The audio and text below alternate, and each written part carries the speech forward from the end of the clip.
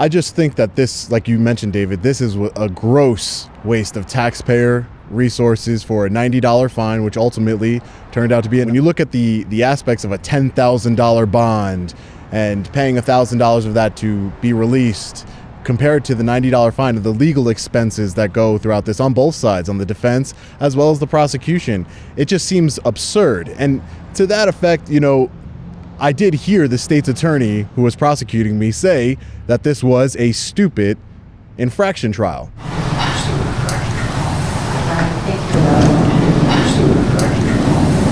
I wouldn't agree with that statement, only because it exposed city officials, the state's attorney's office, the whole apparatus, police department, working together for retaliation. This comes down to the Danbury Public Library incident, where Officer Utter said 20 years ago I'd have been dead with my teeth missing and that he would have done it himself. 20 years ago, that motherfucker would be dead. His teeth would be missing. I'd have removed his teeth. He would be dead.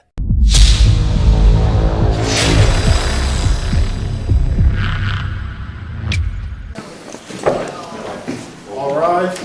Court's back in session. Good afternoon, Your Honor. Good afternoon. Good afternoon, everyone. Please be seated. So this is State versus Reyes.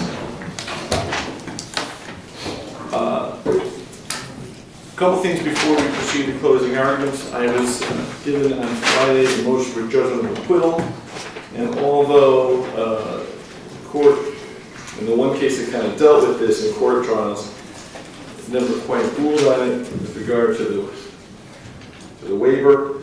You know, State versus Sealy is the case, 326 Connecticut 65. I'm going to rule on the motion for judgment of acquittal now, and then we can go from there. I think it was kind of nebulous in my memory over the weekend when I was working in this. Obviously, timing is a factor. I think the motion for judgment of acquittal was made prior to the decision by the defense not to present any evidence. Normally, when it's done at the close of the state's case, you are entitled to a ruling on the motion for judgment of acquittal prior to your decision whether you're going to present any evidence or not. And that goes to potential sufficiency of evidence claims at appeal. I want to make sure that's preserved for you. You did waive afterward, but like I said, this was not a usual motion for judgment of acquittal oral motion. This was an 18-page document, you know, meticulously prepared by counsel, and so I wanted to make sure that was given proper review. So to be able to keep that, your option open with regard to a potential sufficiency of evidence challenge, if it comes to that, I will rule now on the motion for judgment of acquittal. Obviously, practice book 42-40 through 4242 permits, and you quoted in the motion, it's direct quote, after the close of the prosecutor's case in chief upon motion of the defendant for an entry of a judgment of acquittal as to any principal offense charged and as to any lesser included offense for which the evidence would not reasonably permit a finding of guilty. Furthermore, if the motion is made after the close of the prosecutor's case in chief, the judicial authority shall either grant or deny the motion before calling upon the defendant to present the defendant's case in chief. So that's where we are right now. And obviously now, looking quickly,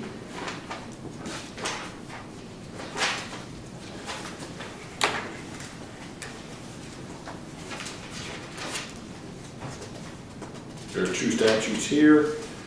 One is creating public disturbance, which reads with intent to cause inconvenience, annoyance, or alarm, or recklessly creating a risk thereof. The defendant, in a subsection of the Attorney General's proceeding on, the State of Connecticut's proceeding on, annoyed, interfered with another person by offensive conduct. And then, as I indicated on Friday, offensive conduct must be such conduct that, under contemporary community standards, is so grossly offensive to a person who actually overhears it or sees it as to amount to a nuisance. And with regard to simple trespass, knowing that such person is not licensed or privileged to do so, such person enters or remains in or on any premises without intent to harm any property. With that being said, there's evidence here, of course, of Mr. Reyes, his appearance not only in the library but in the City Hall on 3 separate occasions, once in June and then twice on the date in question, which was July 15th, 2021, ultimately resulted in the closing of 2 town offices. I mean, whether or not he's the proximate cause of that, or whether or not he was just a contributing but did not proximate cause of that, leads me to believe that there was a convenience notice or alarm. Him going back to the town hall after the morning interaction with Mr. Janusa, I think a reasonable finder of fact may be able to show that he recklessly created the risk of causing inconvenience or annoyance or alarm, certainly annoyed or interfered with other persons in theory, and that would be obviously the town clerk as well as the deputy corporation counsel.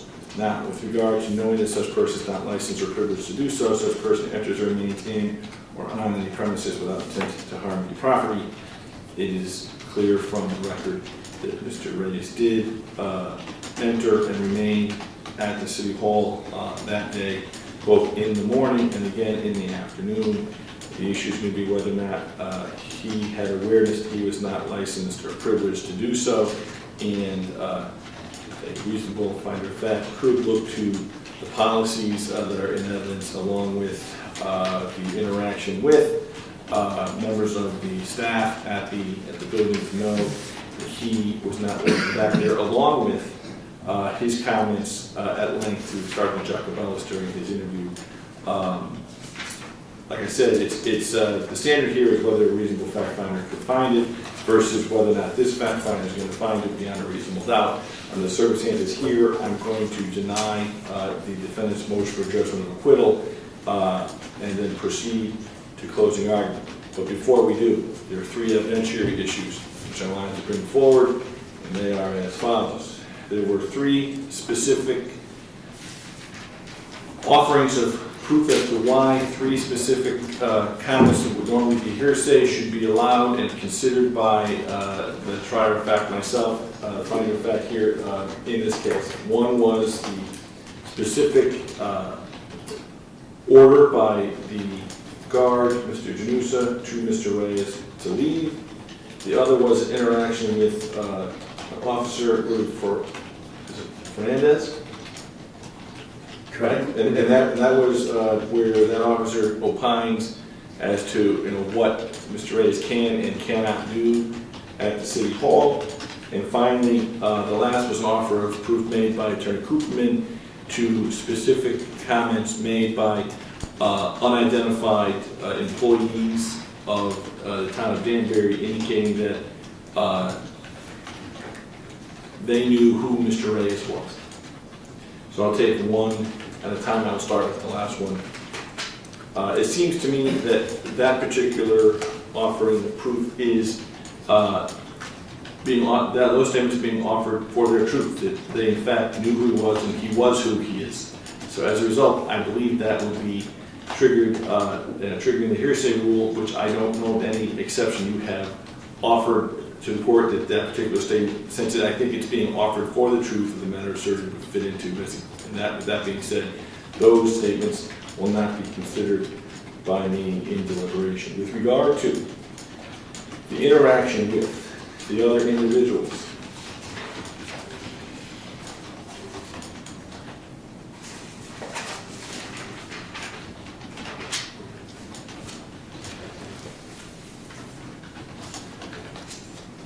look to the following cases. Day versus Watley says if the substance of a conversation sought to be admitted not for the truth of its content but to establish that the conversation itself had taken place, it is not hearsay. It's Day versus Watley, 195 Connecticut 485. It's a 1985 case.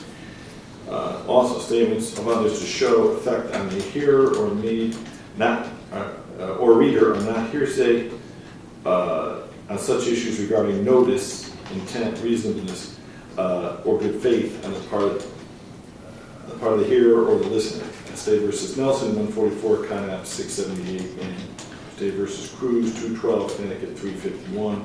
One's a 2013 case, one's a 1989 case. And finally, with regard to effect on the hearer, evidence is only admissible and intends to establish a fact in issue or to corroborate other direct evidence in the case. An out-of-court statement is admissible to prove effect on the hearer only if it is relevant for the specific permissible purpose for which it is offered.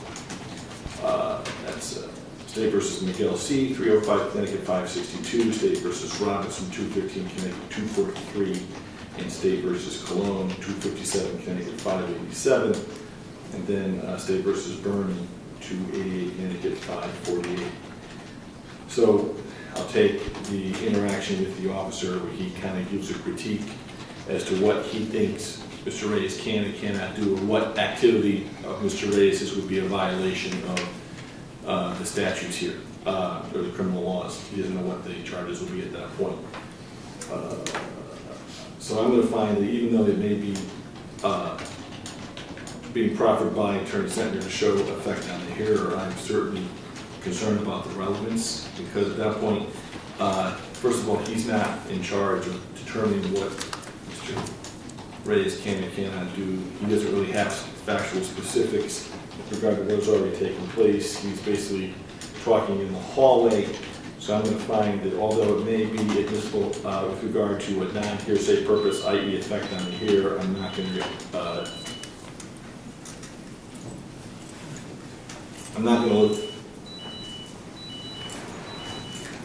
Sounds like it's one of the cameras. It's not. Is it one of the cameras? How is it? I don't know. Oh, Is It's Attorney Seeger's cell phone. I have a insulin alarm. If you need to do that, I just gonna turn it I will take a recess immediately for that. No, it's good, Judge. Are you sure? Should have just turned the alarm off so it goes up. Well, that's probably not great. I mean, if you needed to. I'll make it. So I'm going to find that although that might be normally something I would consider for effect on the hearer, I'm going to find that it's not relevant to my determinations that I need to make in the case. So that's will not be reviewed. And finally, with regard to the interaction between Mr. Janusa, where he indicates leave when there is a reluctance by Mr. Reyes to head to sign in or take the pass before he goes upstairs. I think this is relevant as an effect on the hearer, to the effect that it may have had any influence on the formulation of Mr. Reyes' opinion as to whether or not he needed to comply with the sign-in requirement during COVID, which was in place on the day in question, 7/15/2021. So in short, the interaction with Mr. Janusa is going to be reviewed for its effect on the hearers, particularly with regard to the notice. Second, the interaction with the other officer will not be reviewed here as part of my deliberation, based upon the fact that although it may be admissible for its not for truth of the matter asserted, because it's effect on the hearer, I don't think it's relevant. And then thirdly, the interaction that Attorney Cooperman and Attorney Seeger wish to show, that is, the individuals there knew who Mr. Reyes was. I understand the nature for their proffer, but under the circumstances here, that's being offered for the truth of the matter asserted, that they in fact knew who Mr. Reyes was. Therefore, those are hearsay statements and not admissible. So that is where the court has ruled on those particular issues. Are there any other issues to come before the court before we go to closing argument? With that being said, it is 3 p.m. and as I indicated on Friday, although there's no jury, these are infractions, they still are criminal charges to a degree, and as a result, I'm not going to stray from the usual time limits put forth in the practice book with regard to closing arguments. I will allow both sides a maximum of an hour, and as all lawyers, all counsel here knows, Attorney Zentner will have the opportunity to go first. Since he has the burden of proof, he can split up his hour into 2 arguments, and then with regard to Attorney Seeger and Attorney Cooperman as the defense counsel here, they will have a full hour if they go without interruption, but for recess if it's requested. That is obviously the norm in criminal trials, and that will be the norm here. Anything further on that, gentlemen? No, Your Honor. Are both sides ready to proceed? yes. Attorney Zentner? Yes, Your Honor. I'm going to basically commence my remarks with the same admonition I would have given before a jury who would have been a fact finder in such a case, which is, obviously, I'm going to make reference to the law and certain facts which were brought out. Mainly, we're fortunate insofar as most of the evidence, I would say probably 89% of it, was memorialized on tape. So there shouldn't be a dispute necessarily on who said what in terms of what was admissible under the court's ruling. To the extent, obviously, that I refer to principles of law, I am mindful that Your Honor's understanding of the law certainly supersedes my understanding and controls whatever I say, and obviously the court would be obligated to dismiss anything that I say which is an inaccurate statement of law.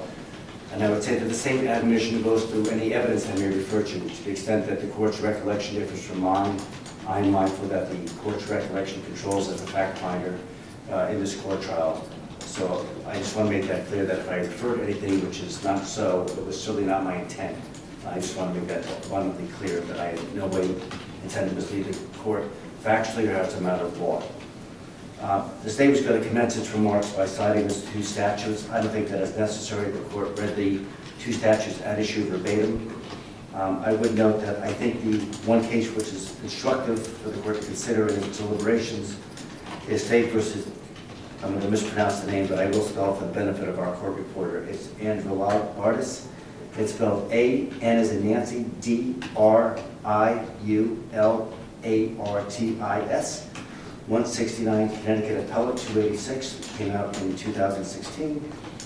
And as far as the intent goes, the mens rea, it makes clear that the predominant intent must be to cause what a reasonable person operating under contemporary standards would consider a disturbance or impediment of a lawful activity. And of course, that case cites our Supreme Court's case of State versus Inversano at 228. Connecticut 795 at page 810 from 1994. I am mindful that under the statute involving offensive conduct, that the judicial gloss placed by the Inversano court shows that the states must prove that the conduct by the accused gave rise to what's called grossly offensive conduct. And the court went on in that appellate court case to say that in no way to interfere with another person means disturb or impede the lawful activity of another person. The concept of contemporary community standards requires that the material in question be judged by its impact by an average person rather than a particularly susceptible or sensitive person, or indeed a totally insensitive person. And that the court consider not only the words that were used, but all of the surrounding circumstances must be considered on a case-by-case basis. And I'm going to highlight the fact that it's all of the surrounding circumstances because it's going to be the state's argument, which I'll say in a few moments, how the defendant's actions in its totality gave rise to conduct which can clearly be considered as grossly offensive, even under contemporary standards. And it says that that appellate court went on to say that among the surrounding circumstances are the manner of the occurrence, the repetition of the remarks, which is, I think, quite applicable in this case, and the relationship of the persons involved. Whether particular conduct is grossly offensive under contemporary standards is a question for the fact finder. The state need not present evidence that a witness to the conduct was grossly offended by it.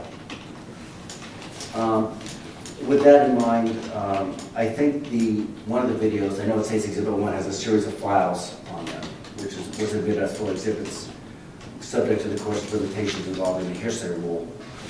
But I think that the June 10th backdrop, I would say that sets the stage for this, what happened here on July 15, 2021. On that date of June 10th, 2023, when the defendant goes into the Danbury City Hall to serve an intent to sue, I would submit that if you look at the conduct and the demeanor of the security guard, Phil Janusa, he's very friendly, but of course things turn sour or deteriorate when the defendant refuses to give his name, even though there was a sign-in requirement on that date as well, that all visitors to City Hall must sign in. Mindful that this is the height of COVID, there were health and security concerns as well. And the defendant's claimed that he wouldn't give his name because to do so would violate his Fourth Amendment rights. But I would ask the court, and the accused for that matter, to look at the U.S. Supreme Court case of United States versus Drayton, which I think this court can also take judicial notice of, at 546 U.S. 194, 2002. In an opinion authored by then Justice Kennedy, it says under the Roman numeral 2, I'm reading verbatim, law enforcement officers do not violate the Fourth Amendment's prohibition of unreasonable seizures merely by approaching individuals on the street or in other public places and putting questions to them if they're willing to listen. Then they cite their Florida versus Royer at 460 U.S. 491, page 497 to 1983. Then the Drayton opinion goes on to say, this is what's relevant really here, even when law enforcement officers have no basis for suspecting a particular individual, they may pose questions, ask for identification, and request consent to search luggage, provided they do not induce cooperation by coercive means. If a reasonable person would feel free to terminate the encounter, then he or she has not been seized. And clearly the defendant, because he did not comply, was free to exit City Hall on that day. But I think the June 10th sets the background.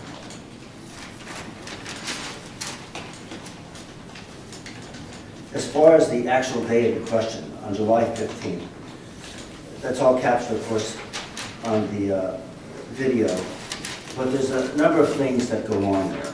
I think under State's Exhibit 2, if I remember, there was a sign that was rather conspicuous. I think it might have actually been two signs on each of the double doors that were glass, saying that all visitors to City Hall must sign in. Additionally, as the court is aware, under State's Exhibit number 3, the City of Danbury, Connecticut Safety and Security Policies in effect. There was a sign-in policy where it says any person seeking entry to City Hall must obtain and complete a visitor form and obtain a pass. The pass must be returned upon completion of business in the building. The defendant did not do this. It also says sign-in information will be used for contact tracing for the purpose of COVID-19 prevention if necessary. And also on the sign-in policy, sign-in information is necessary for public safety, security, and privacy of people's businesses where appropriate. They also talked about a mask policy where all visitors must wear a mask when in the building regardless of vaccine status for the purpose of COVID-19 prevention. Then the really relevant part here, policy on specified, limited, or non-public areas, limitations of, and for activity including private filming / photography.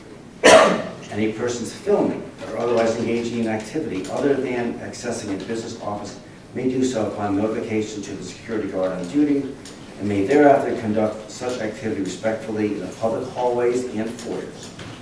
I would say to the court that that is rather unambiguous. The city reserves the right to prohibit or limit such activity where concerns exist involving disruption or public safety, or where the City Hall building use policy is more appropriate. It went on to say, in no event may such filming or otherwise video / photography occur at or across any counter or division point between an office, foyer, and the work area where employees and documents are being processed or submitted. Failure to comply may result in delay or denial of entry and access to the building. Then on number 5, which the city clerk Janice Gabler stated on number 5, visitor entry policy mirrors what I just mentioned about City Hall policies, that anyone seeking entry to this public facility must obtain a visitor pass, which the defendant never did in either time, morning or afternoon, and the pass must be returned upon completion of their business in the building. This is necessary both for COVID prevention, for public safety, security, and privacy of people's business where appropriate.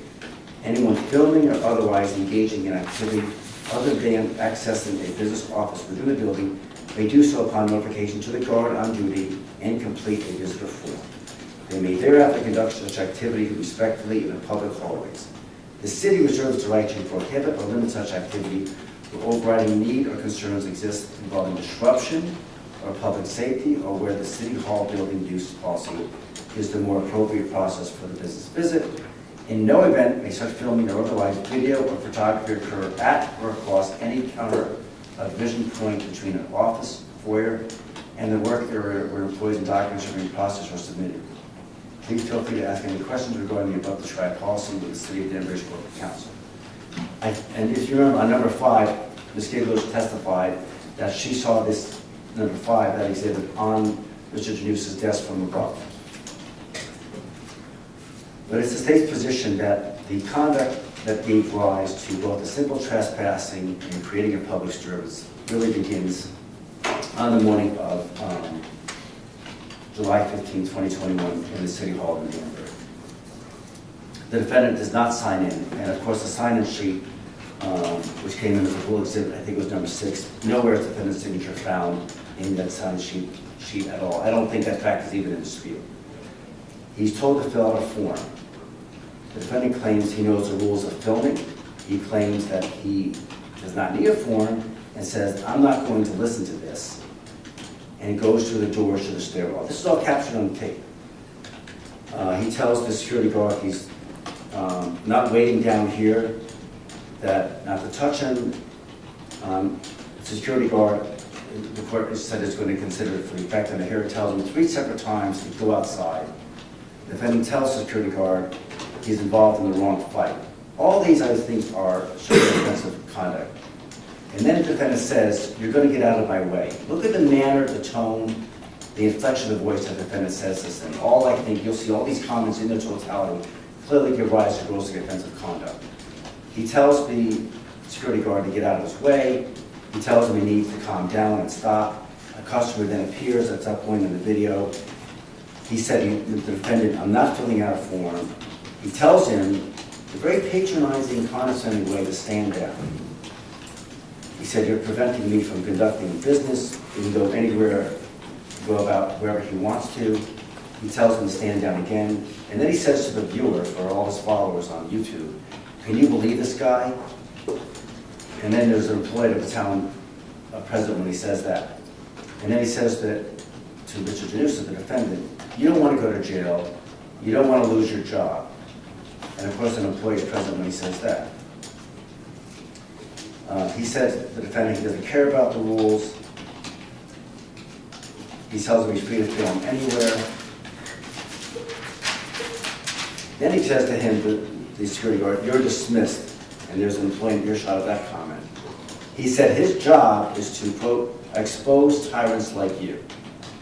Now, he doesn't even fit the definition of tyrant, so that's an offensive comment by itself, with a obviously very negative connotation. He calls him a tyrant with the attorney present when Mr. Attorney Pinter comes down, the deputy corporate counsel, while another person is present. He says to the attorney, your employees don't know the law. Tells the attorney and the security guard they're not learning their lesson.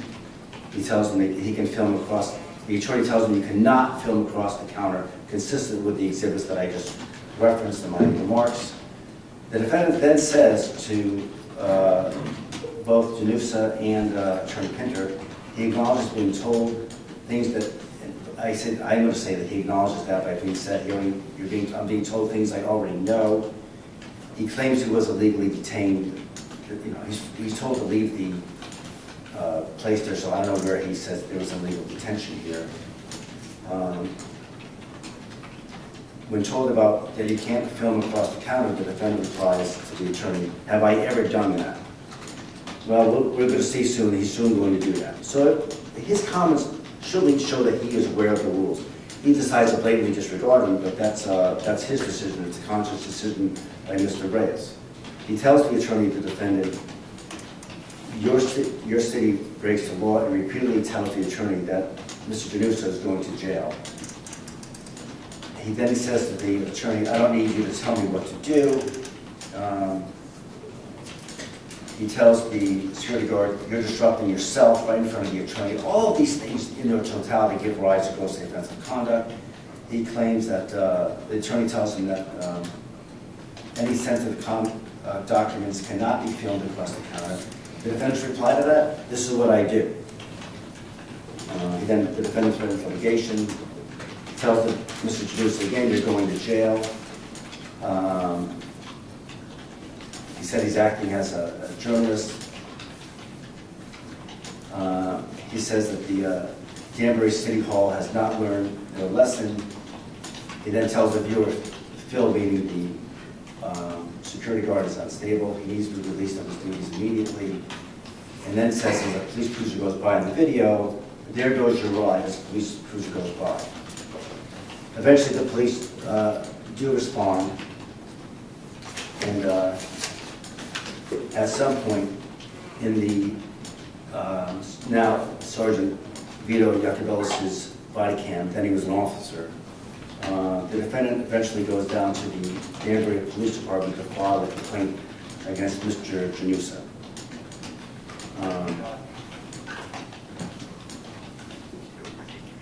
And he tells them during the interview, in a non-custodial interview, he said that people, this is the defendant talking, if people didn't act this way, he wouldn't have a career. He said, basically says at one point, let them hang themselves, meaning people, you know, lose their cool with the defendant's interactions. Sometimes he has a video of people, filming people in public, says, but nothing happens, and then it's a waste of his time. He admits the defendant being deadpan while filming this thing. I would submit to the court, and consistent with Sergeant Iacobellis' testimony, that the defendant changes his demeanor, his attitude, his inflection of his voice changed quite a bit while he's talking to Officer Iacobellis. He says at one point in the video, if I cause a disturbance, well, that's up for interpretation. He says to the officer, I don't have to sign a form. That's not so, but that's his position. He then says later on in the interview, I think this is around the 244 mark, he talks about how not getting arrested is his goal. Since if he gets arrested, he has to wait for the criminal court process to play out before he can sue. And I think at the 319 mark, he says, if nothing happens when filming, that's what he technically wants. And then he states that it might hurt his pockets that nothing does happen. But at the 208 mark in the video, this I think is the most compelling in terms of giving rise and showing what the defendant's intent is. They always talk about intent, of course, is the most elusive element there is. But I think his intent, and the fairest one at that, can be gleaned from the following colloquy between the defendant and then Officer Iacobellis. And this is what he says. You need to take the picture yourself, but hopefully I capture enough of it just for the court and understand the gist of this type of dialogue back and forth. This is the defendant. I got to go back to City Hall. Go upstairs and start filming. Officer Vito, don't do that. I mean, today? The defendant says, I have to. What do you mean? Officer Vito, Iacobellis, what do you mean you have to? The defendant's reply, I have to. I have no choice. I have to. Officer Iacobellis, dude, don't go back to City Hall. Come on, what are you doing? The defendant replies, I have to. And then Officer Iacobellis says in a sort of a kidding way, I forbid you. Can we grab a drink instead? The defendant says, I got to go back. The defendant says, I have to go back. I have to. I have to just go back. And then at some point, Officer Iacobellis says, legally you can, but that changes things because you just had an incident with a security guard. The defendant replies, I have to. I have to make the point. I have to do it. And then he says, I didn't go to where the security guard prevented me from going. I think he says Phil, not security guard. And then he says, this is what's really telling. The defendant, if I don't do that, the people that watch my videos, it's not about my ego.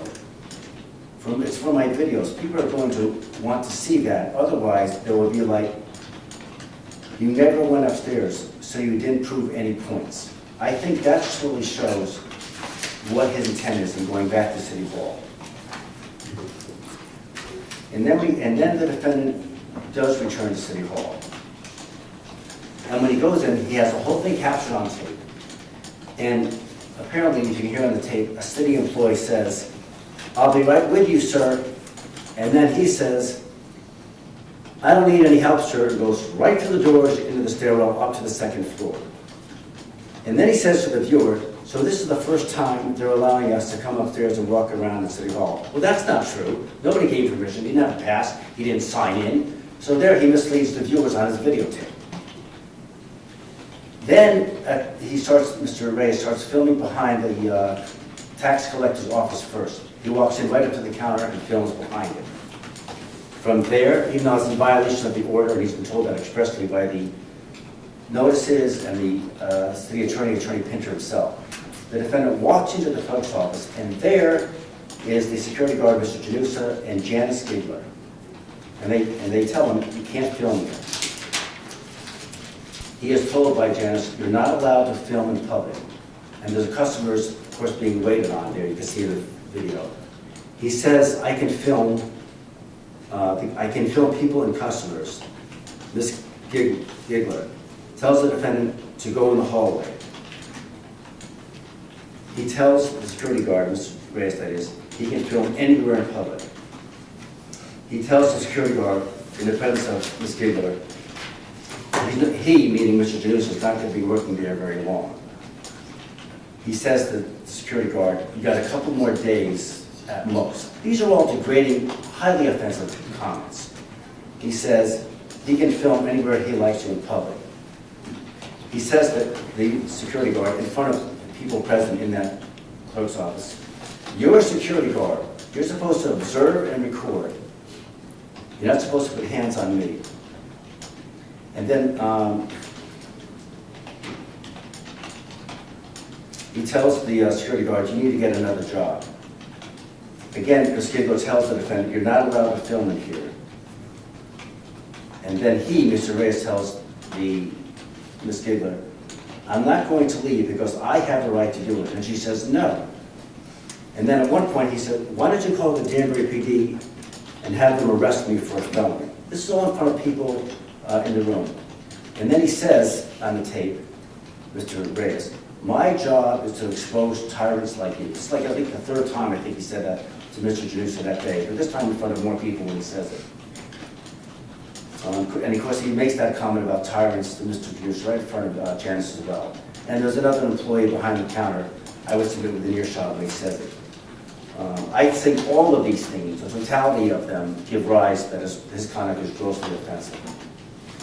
And then Ms. Giggler tells the defendant, you cannot disrupt my office because you're not supposed to be filming people in my office. And they, as you may remember, Ms. Giggler and Mr. Janusa both try to put their hands up to stop him from filming. Ms. Giggler testified that he had the camera right up near her face, which I think is also offensive by itself, having a camera shoved right up in front of your face like that. She orders the defendant to leave and go outside. He asked for FOI request forms. She said you have to send in a letter for that we don't have the forms. The defendant says to her that the police will tell you you're wrong. And then he tells, Mr. Reyes tells Mr. Janusa, you gotta stop. It's just not worth it. The defendant then tells the security guard and the people at the counter that it's his job to observe and report yet again. Ms. Giggler then tells the defendant to go outside. There's customers at the counter, and a few of them actually turn around at some point and see what's going on behind them. So I would submit that an average person would be offended by his conduct and all his derogatory, degrading, condescending, patronizing statements. She says to Ms. Giggler, when I am asking you to step outside, another employee, then at that moment in the video, you'll see he turns around. She tells him what he's doing is against the regulations.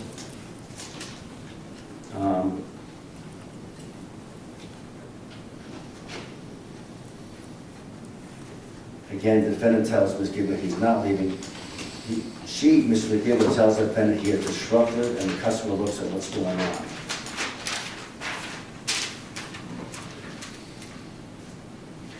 Mr. Janusa then tells the defendant again he can't film over the counter. A person then looks up and sees that Mr. Janusa has now blocked the doorway when he has stepped outside. Now his hands, if you look at the video, are on the frame of the door. He's not being pushed, contrary to what he tells the viewer on the tape. And then he tells them both, Mr. Janusa and Ms. Giggler, that he can film anywhere that is publicly accessible. And then she says, not my employees and not my customers, as the customers clearly look up to see what's going on. And then the defendant says, I can film anywhere that is publicly accessible. And then it is at that point, I think, that Attorney Pinter then shows up. He says at one point, I don't have to listen to your rules. She says again, Ms. Gibbler, you can't film my customers. He says, he can't film. He said they have no expectation of privacy.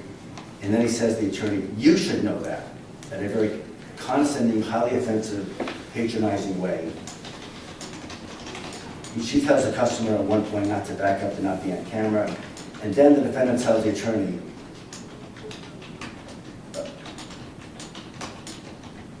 no, I'm sorry. Ms. Giggler tells the attorney, Mr. Pinter, that he won't get out. And he's falling out of the door. The attorney, Mr. Pinter, orders the clerk's office door actually closed and tells him to go in there and close the door. Now, he later, as you recall, in the video, he orders the town clerk door shut and then later the assessor's office.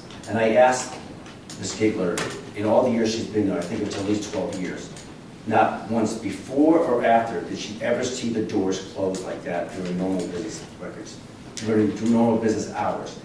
The point being that his conduct was so disruptive, so offensive, so grossly offensive, that they felt the need to actually shut both doors because of how disruptive the defendant was.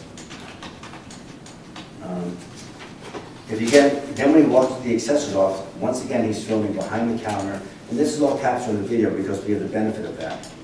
And then he tells, Mr. Reyes tells the attorney, as an attorney, you should know the law, and says that with an earshot of employees. Again, very condescending, very offensive, very vulgar, very patronizing. All of these things, in their totality, as I said repeatedly, give rise to this grossly offensive conduct. Employees look on when he says that. Attorney Pinter then tells the defendant, let's go outside because that's the problem. Taxpayers have business going on here. Again, because the defendant's being so highly disruptive. He tells them to go outside of the office, but the defendant will not comply with that request.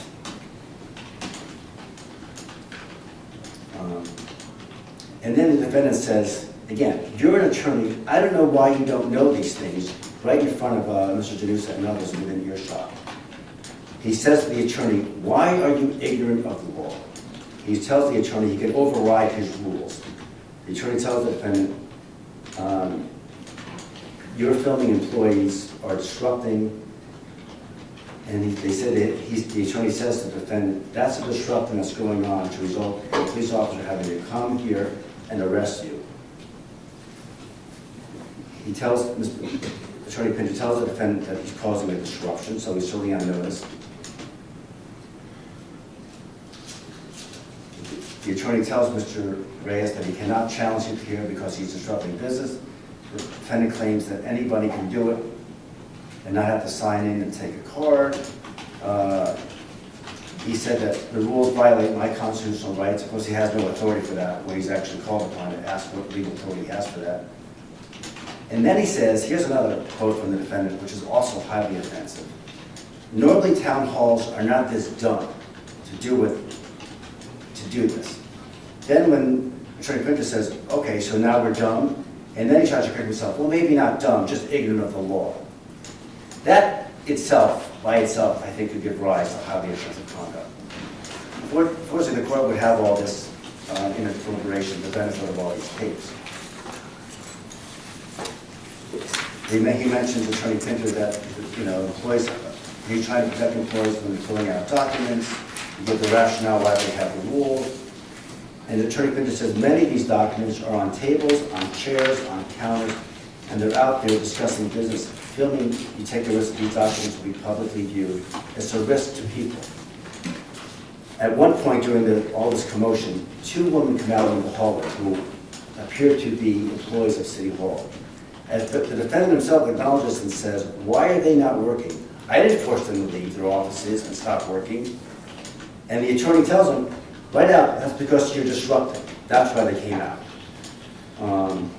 The defendant claims several times that Mr. Janusa had assaulted him, but at the same time, when asked, He said he was not injured, that he had no marks on him, that expressed a declined medical attention. And as the court is aware, to take judicial notice of, the assault in the third-degree statute requires for physical injury impairment of physical condition or pain. So that his claim that he was somehow assaulted by the security guard is simply untrue as a matter of law.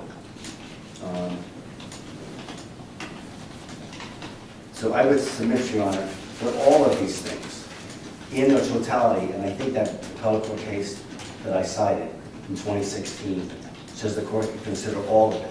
The repetition of it, which says, although there's a lot of repetition here, all of that can be considered by the court that each one of those things, like a building block, give rise to grossly offensive conduct. Certainly some of those statements can certainly by themselves, in isolation, can be considered grossly offensive conduct.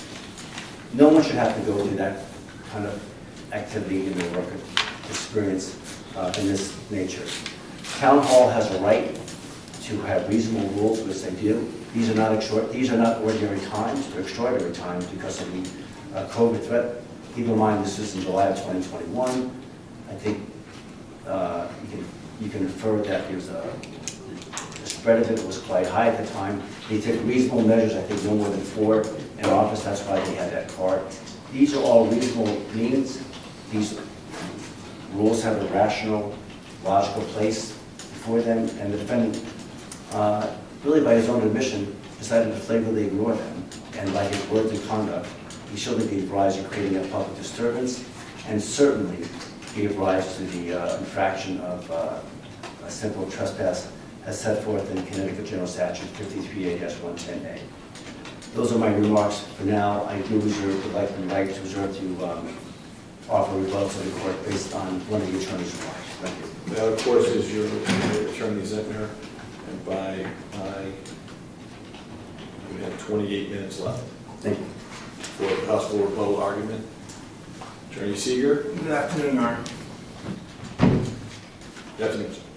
Judge, Mr. Reyes is not shouting fire in a crowded movie theater on July 15, 2021. Any video evidence before the court certainly doesn't depict a January 6th insurrection at Town Hall in Danbury.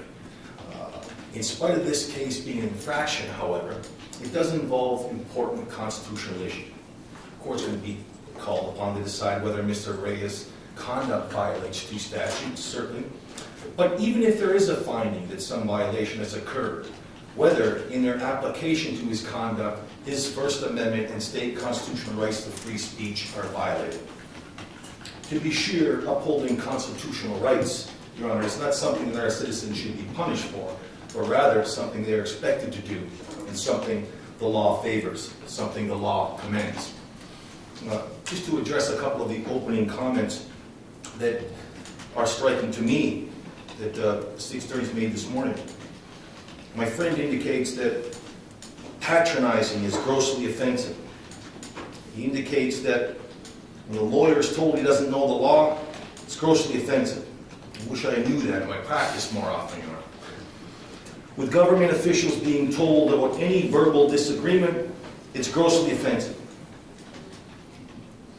Calling somebody a tyrant, that's just simply abusive ad hominem. It's also a legitimate criticism of governmental conduct, Your Honor. And I don't know what Phil and the original Saul has to do with anything that Your Honor is going to use in making a determination here, but certainly at common law, an unwelcome touching is an assault. And tracking counsel's argument, it's not as if Mr. Reyes goes into the stairwell in City Hall on July 15, 2021 and uses some Jedi mind trick to force Mr. Phil Janusa to assault him.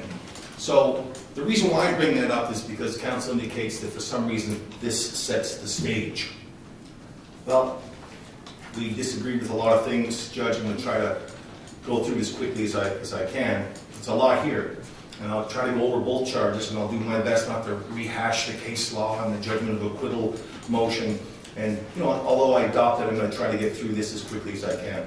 I'm just trying to connect the dots here, Judge, because there's a lot of facts, and some of them overlap in constitutional arguments, some of them overlap in the statutory analysis, and some of them, of course, we disagree on, and as the trier, you'll be called upon to make some assessment of those facts. So, like my friend points out, I don't mean to cite to any case law that I don't know what I'm talking about when it comes to, or cite to any evidence that's subject to a motion to eliminate.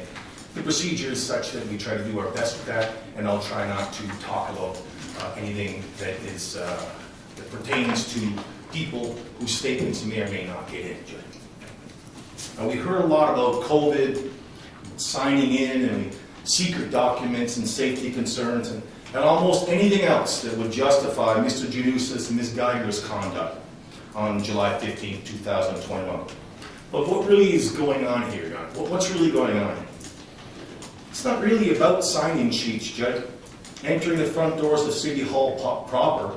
I mean, and I'll address that more in a few minutes, but aren't we really looking, Judge, at the evidence that we have in front of us that details the incident that takes place in the clerk's office after Mr. Reyes enters the City Hall stairwell, followed by Mr. Janusa, who at that point doesn't ask him, hey, sign in. He's not asked in the afternoon to sign in when he goes up to the clerk's office. Aren't we really looking at the incident where Mr. Phil is lying in wait in the clerk's office in the afternoon because he knows full well that Mr. Reyes is going there? And are we really here to decide what happens once Mr. Reyes crosses the threshold of that office door into the office foyer, where he is in fact confronted by an angry security guard who he just formally complained to the police about, Judge? And that clerk inserts herself, Ms. Geiger inserts herself in the discussion. He doesn't engage, Mr. Reyes doesn't engage her. And I submit to the court that what this case is about is, was there a trespass there, and was there a public disturbance there in the clerk's office? In the foyer of the city clerk's office. And that's where everything happens here, Jack. That's why he's charged. That's when Ms. Geiger tells the police her story, complaining about filming, not secret documents, not COVID, not safety, complains to the officer about filming her employees and her customers. Nothing about documents, Jack. I submit it's not the basis for her authority to even ask Mr. Reyes to stop filming or leave her office. I'd implore the court to consult the city's policy contained in State's Exhibit 2 and take a close look at the video of the incident in the clerk's office and the video of what she tells Officer Farrell, the arresting officer. She's the one who he relies upon for his information before Mr. Reyes gets arrested. Reyes is told to leave. Closer attention should be paid to the basis that's not rooted in policy. In other words, she tells him to leave because he can't film her employees and he can't film her customers. Well, that's not what the policy is. He's simply told in a question-begging manner, you are disturbing when you film my employees and when my customers. It's begging the entire question here. The question is whether or not that conduct, the existence of a policy that says, oh, by the way, it could disturb people if you were filming under certain circumstances. That's not enough. Ms. Geiger wants to cut it off right when it all starts. What about this arrest? Arrest takes place in the town clerk's office. And what do we see in the video? Mr. Reyes is arrested. All he's told is, hey, buddy, put your hands behind your back. You were told, again, echoing Janet Geiger's statements, put your hands behind your back. You're told not to film the employees and the customers. Why is that significant? Well, it's significant because his arrest occurs after Farrell's listening to Geiger. This is the same lady who told the police officer, Mr. Reyes busted in here and started filming people at the counter, filming her customers. And it was based on Ms. Geiger's interpretation of a policy pertaining to filming that Mr. Farrell, the Officer Farrell, that is the arresting officer, takes action. But she clearly admits on the stand, Judge, that Mr. Reyes never busted in her office. In fact, the day of what went on July 15, 2021, her office door was open. It's actually wide open. But it is telling that she prefaces her story to the arresting officer with that kind of commentary, with that kind of accusation. And on the stand, when she is asked, why would you be telling an arresting officer something that you admitted was not true? She said, oh, I can't answer that. This is a witness who normally fills in a lot of blanks, some very evasive answers and some very self-serving testimony. But this time she's got nothing to say. So we're in an infraction trial. You say, well, what's the big deal about the credibility issue in here? Aren't we here to talk about technical issues pertaining to statutes? Yes, we are. But she's a very important witness in this case, Judge. It's her office. She's the one assisting Phil in enforcing her version of the city's filming policy. Her hands join Phil's hands, actually blocking Mr. Reyes' camera from filming, while he stands blocked from moving in the foyer of that office, a place, the policy that counsel brings up, a place specifically acknowledged as a public place to which Mr. Reyes had access at that time, and where he could be, maybe even a place that he could film from. But she's important, Judge. She's the truth that gets in the way of her own good story. COVID, safety, secret documents. This is nonsense. Truth is the whole incident from the city's perspective can be summed up by what Ms. Geiger says in her testimony. But the most important thing she says to set the stage is, on the first incident where Officer Cantravisi comes up to meet her when Mr. Reyes is serving his document on the town, her overriding concern, why does he have to film? And then later, he doesn't belong here. Why does he have to film? He doesn't belong here. That's the tale of the tape, Judge. This is what motivates her treatment of Mr. Reyes in the town clerk's office. Not COVID, not safety concerns, no secret documents. He didn't belong there, and her and Phil didn't like being filmed. They don't like the idea of filming, and they personally don't like it, understandably, but that's not the law in this case. And I think the admissible evidence supports this claim, that that's her approach, and that's the impression she's laboring under. Now, if those were the elements, then Mr. Reyes, I suppose, could be guilty of filming. Maybe he's guilty of not belonging. But in public foyer in the town clerk's office, that's what the state has the burden of showing here. The trespass elements, I'm not going to go through them other than to say, if he goes there knowing he has no license or privilege to be there, or enters or remains on the premises, then they have to prove that beyond a reasonable doubt. What's the evidence show? I'll characterize it like this. I think it's clear that at all times, based on the circumstantial evidence from which knowledge may be inferred, because we can't open up Mr. Reyes' head and find out what his intention is or what he had knowledge of, that Mr. Reyes at all material times believes he has a privilege to be at City Hall, and a privilege to be at the town clerk's office, and a privilege to be in the public areas, including the foyer. And much ado is made of this argument back and forth, who's right about public rights and whatnot. Focus on the mens rea element and its knowledge. You have to take a look at the surrounding circumstances, and I think you can arrive at the conclusion that at all material times, Mr. Reyes believes he has a license to be there. He believes he has a privilege to be there. And the real rub here is other people don't. What does Mr. Pinter say? We heard counsel talk about Mr. Pinter. Mr. Pinter says, Mr. Reyes, you can film in the hallways, the four walls. You can film up to the counter, just not over into the working area. This is the view that Mr. Pinter expresses to Mr. Reyes. And notably, he doesn't personally observe the incident in the clerk's office. He does some explaining before telling the clerk to close her door, but he's not there. He comes after. It's at a time when Mr. Reyes is already up the hallway. Remember, he says, you can go up to the counter, film up to the counter. The counter's the limit. Mr. Reyes never makes it to the counter. Nonetheless, this is Mr. Pinter's account of the policy. Notably, the clerk says Mr. Reyes won't get out to Mr. Pinter, but clearly the video evidence shows that Mr. Reyes is actually outside the door when Mr. Pinter speaks to him. If he's not, he's pretty close. He's no longer in the clerk's office. The clerk, again, is reiterating at that time, he can film in the foyer again, but not her employees and not her customers. So supposing Mr. Reyes did disagree with that, if the policy is not just simply filming customers or filming public officials in the course of their duty, then Mr. Reyes is not even wrong in telling her that he disagrees with that. So he's expressing an opinion and she's expressing an opinion, but really, he's out of the office at that time, and anything that's occurred at that point, it's over. It's done. Mr. Pinter's there. We're here because of the incident in the office. Can't film employees, you can't film my customers, because ipso facto you are disturbing them. That's the position. Ipso facto you are disturbing them. And this, I would submit, is an erroneous reading of the policy and the wrong reason to even ask Mr. Reyes to leave.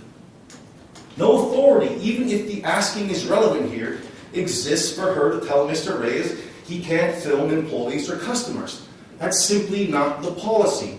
And Mr. Reyes was told this when he was in the foyer where he was allowed to be.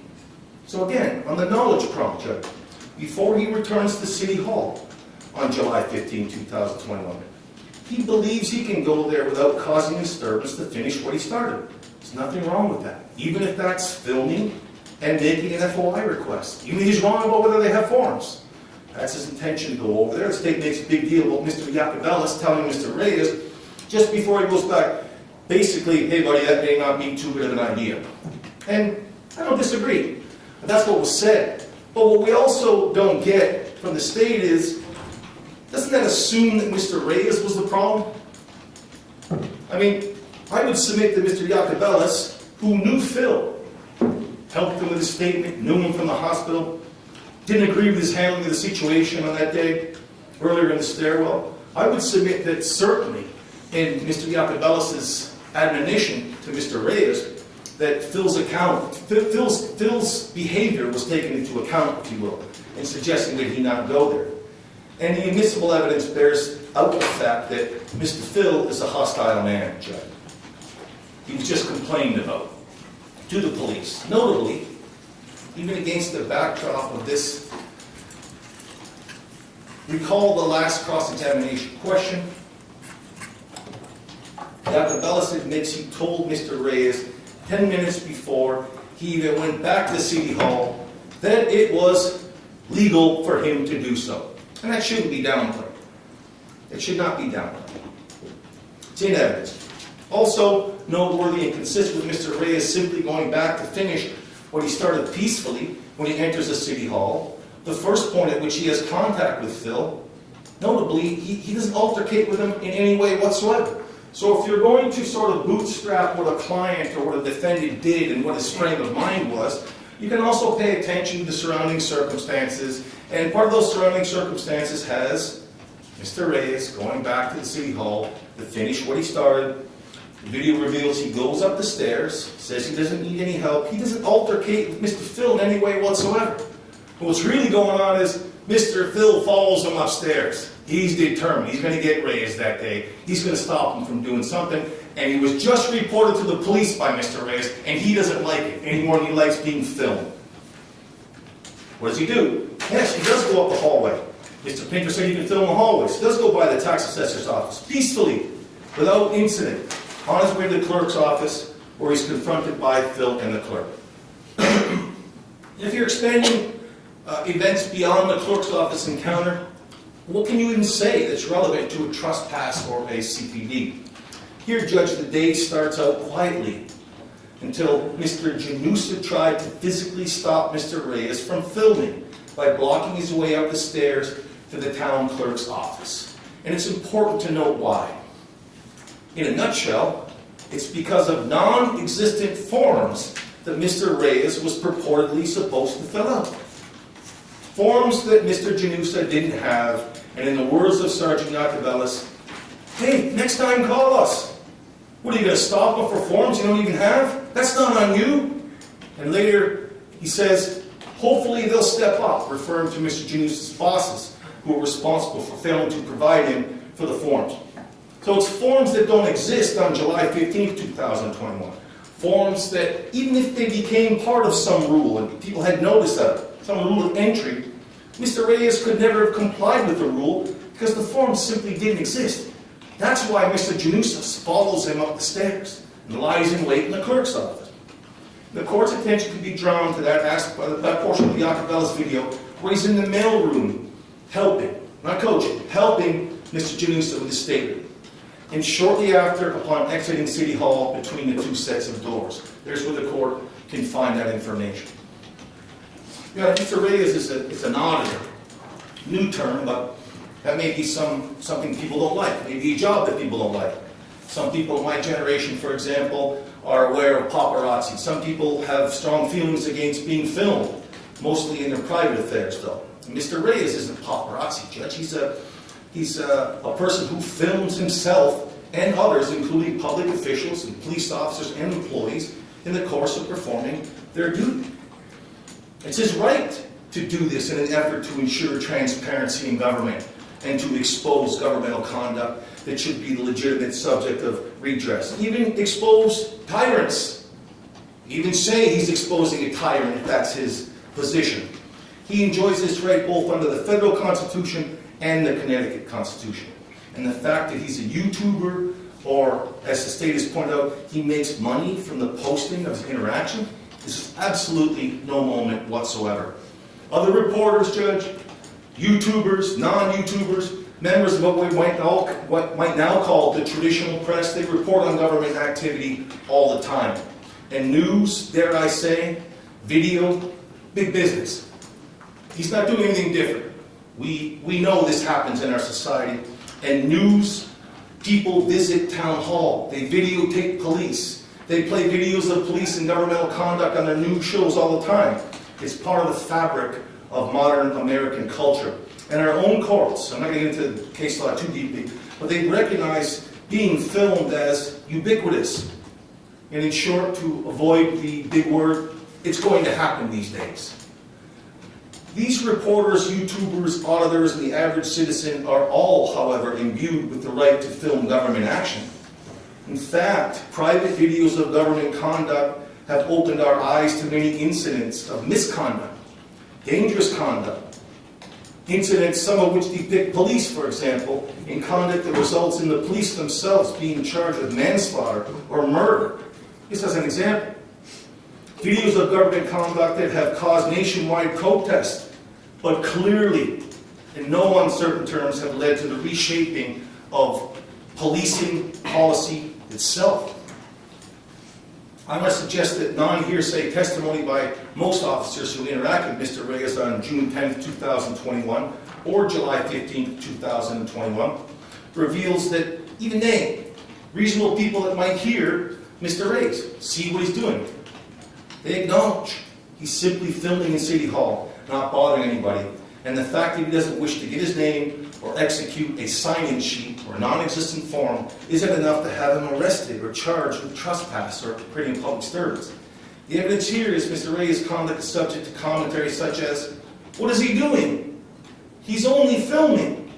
It's City Hall, for God's sakes, words to that effect. And Officer Cantravisi tells the city clerk, he's cordial, not a threat. He's not like that. This is what he does. He's one of these civil activists. And the most important part of that is, of course, the defense didn't think the 20th, the June 10th or 20th, the preceding video was relevant. The state chose to bring it in. But the most telling part about what they brought in is her only question on that day is, but why does he have to film? Why does he have to film? And in the end, Judge, there's just something about filming that Mr. Janusis and Ms. Geiger, they don't like it. And while Mr. Pinner takes a little bit more of a rational approach and tries to explain the policy to Mr. Reyes, the things he says to him are sometimes inconsistent, and they're not that easy to understand or reconcile. You can film up to the counter. You can film the hallways, the foyers maybe. Now that you know the rules, you're good to go. We're good, he says, words to that effect. He doesn't say, hey, you're good to go. Make sure you sign in with Phil, because Mr. Pinner, the lawyer, he knows those forms aren't ready yet. He knows they don't exist. He doesn't say, make sure you obey the sign-in policy before you go upstairs.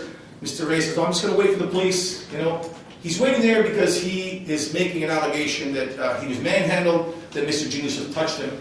Not absolutely relevant to every single aspect of this case, but nonetheless, that's why he's waiting for the police. Don't have to sign in. Non-existent forms, I know about them. Phil, let the police come. So, the real rub here, Judge, reminds me like of Sesame Street. You know, one of these things is not like the other. And the concern that's exhibited over the counter in the clerk's office, I mean, Mr. Reyes is tall. He's even from Long Island, but he's not snuffleupagus, armed with a camera tied to the end of a snout that can basically be raised and bent over a counter. If he was, on the state's account, they could arrest Snuffleupagus as soon as he walks into the city hall, because he has the potential to do what their interpretation says he cannot do. Clerk's office said, the clerk herself said that Mr. Reyes was rude. And I didn't see that on counsel's list of grossly offensive things, but she did say he was rude. We'll take that into account. And while I'm sure her opinion is rudeness is an element to charge it, it's also telling. She makes the comment while testifying that he held his camera in front of his face. The evidence was that he was not pushing it in anyone's face and not raising it to film over the counter, like Snuffleupagus could have done. The evidence clearly shows she was going to stop his filming come hell or high water. Pretty much a fair reading of the evidence. So in addition to this being a prior restraint on his right to free speech, she's bent on preventing him from filming even before it could ever happen. And the question is whether this somehow figures into a trespass or a disorderly conduct. Our view is that the trespass is an entry or remaining issue, not solely a filming issue, and the buck doesn't stop at potential filming. The public has a right to go beyond opinions and personal tastes or desires of those who may not like the activity of filming. A fair reading of the evidence here illustrates the encounter in that clerk's office on July 15th was motivated by a dislike for filming, period. At best, the encounter occurred because of policies that may or may not have been in place fully at that time, and fairly were inconsistent, and fairly difficult to understand. So we can talk all we want about who's acting like an expert on the First Amendment, who knows the case law, and all that other kind of thing, and there's more than one party like that. It doesn't matter. Ask yourself, is it clear? Is it difficult to understand? I'm going to cite the trespassing statute. I'm just going to say no pun intended, but to mention one case, State versus Mention, that he enters or remains without license or privilege. I mean, this language in the statute doesn't create a strict liability crime here.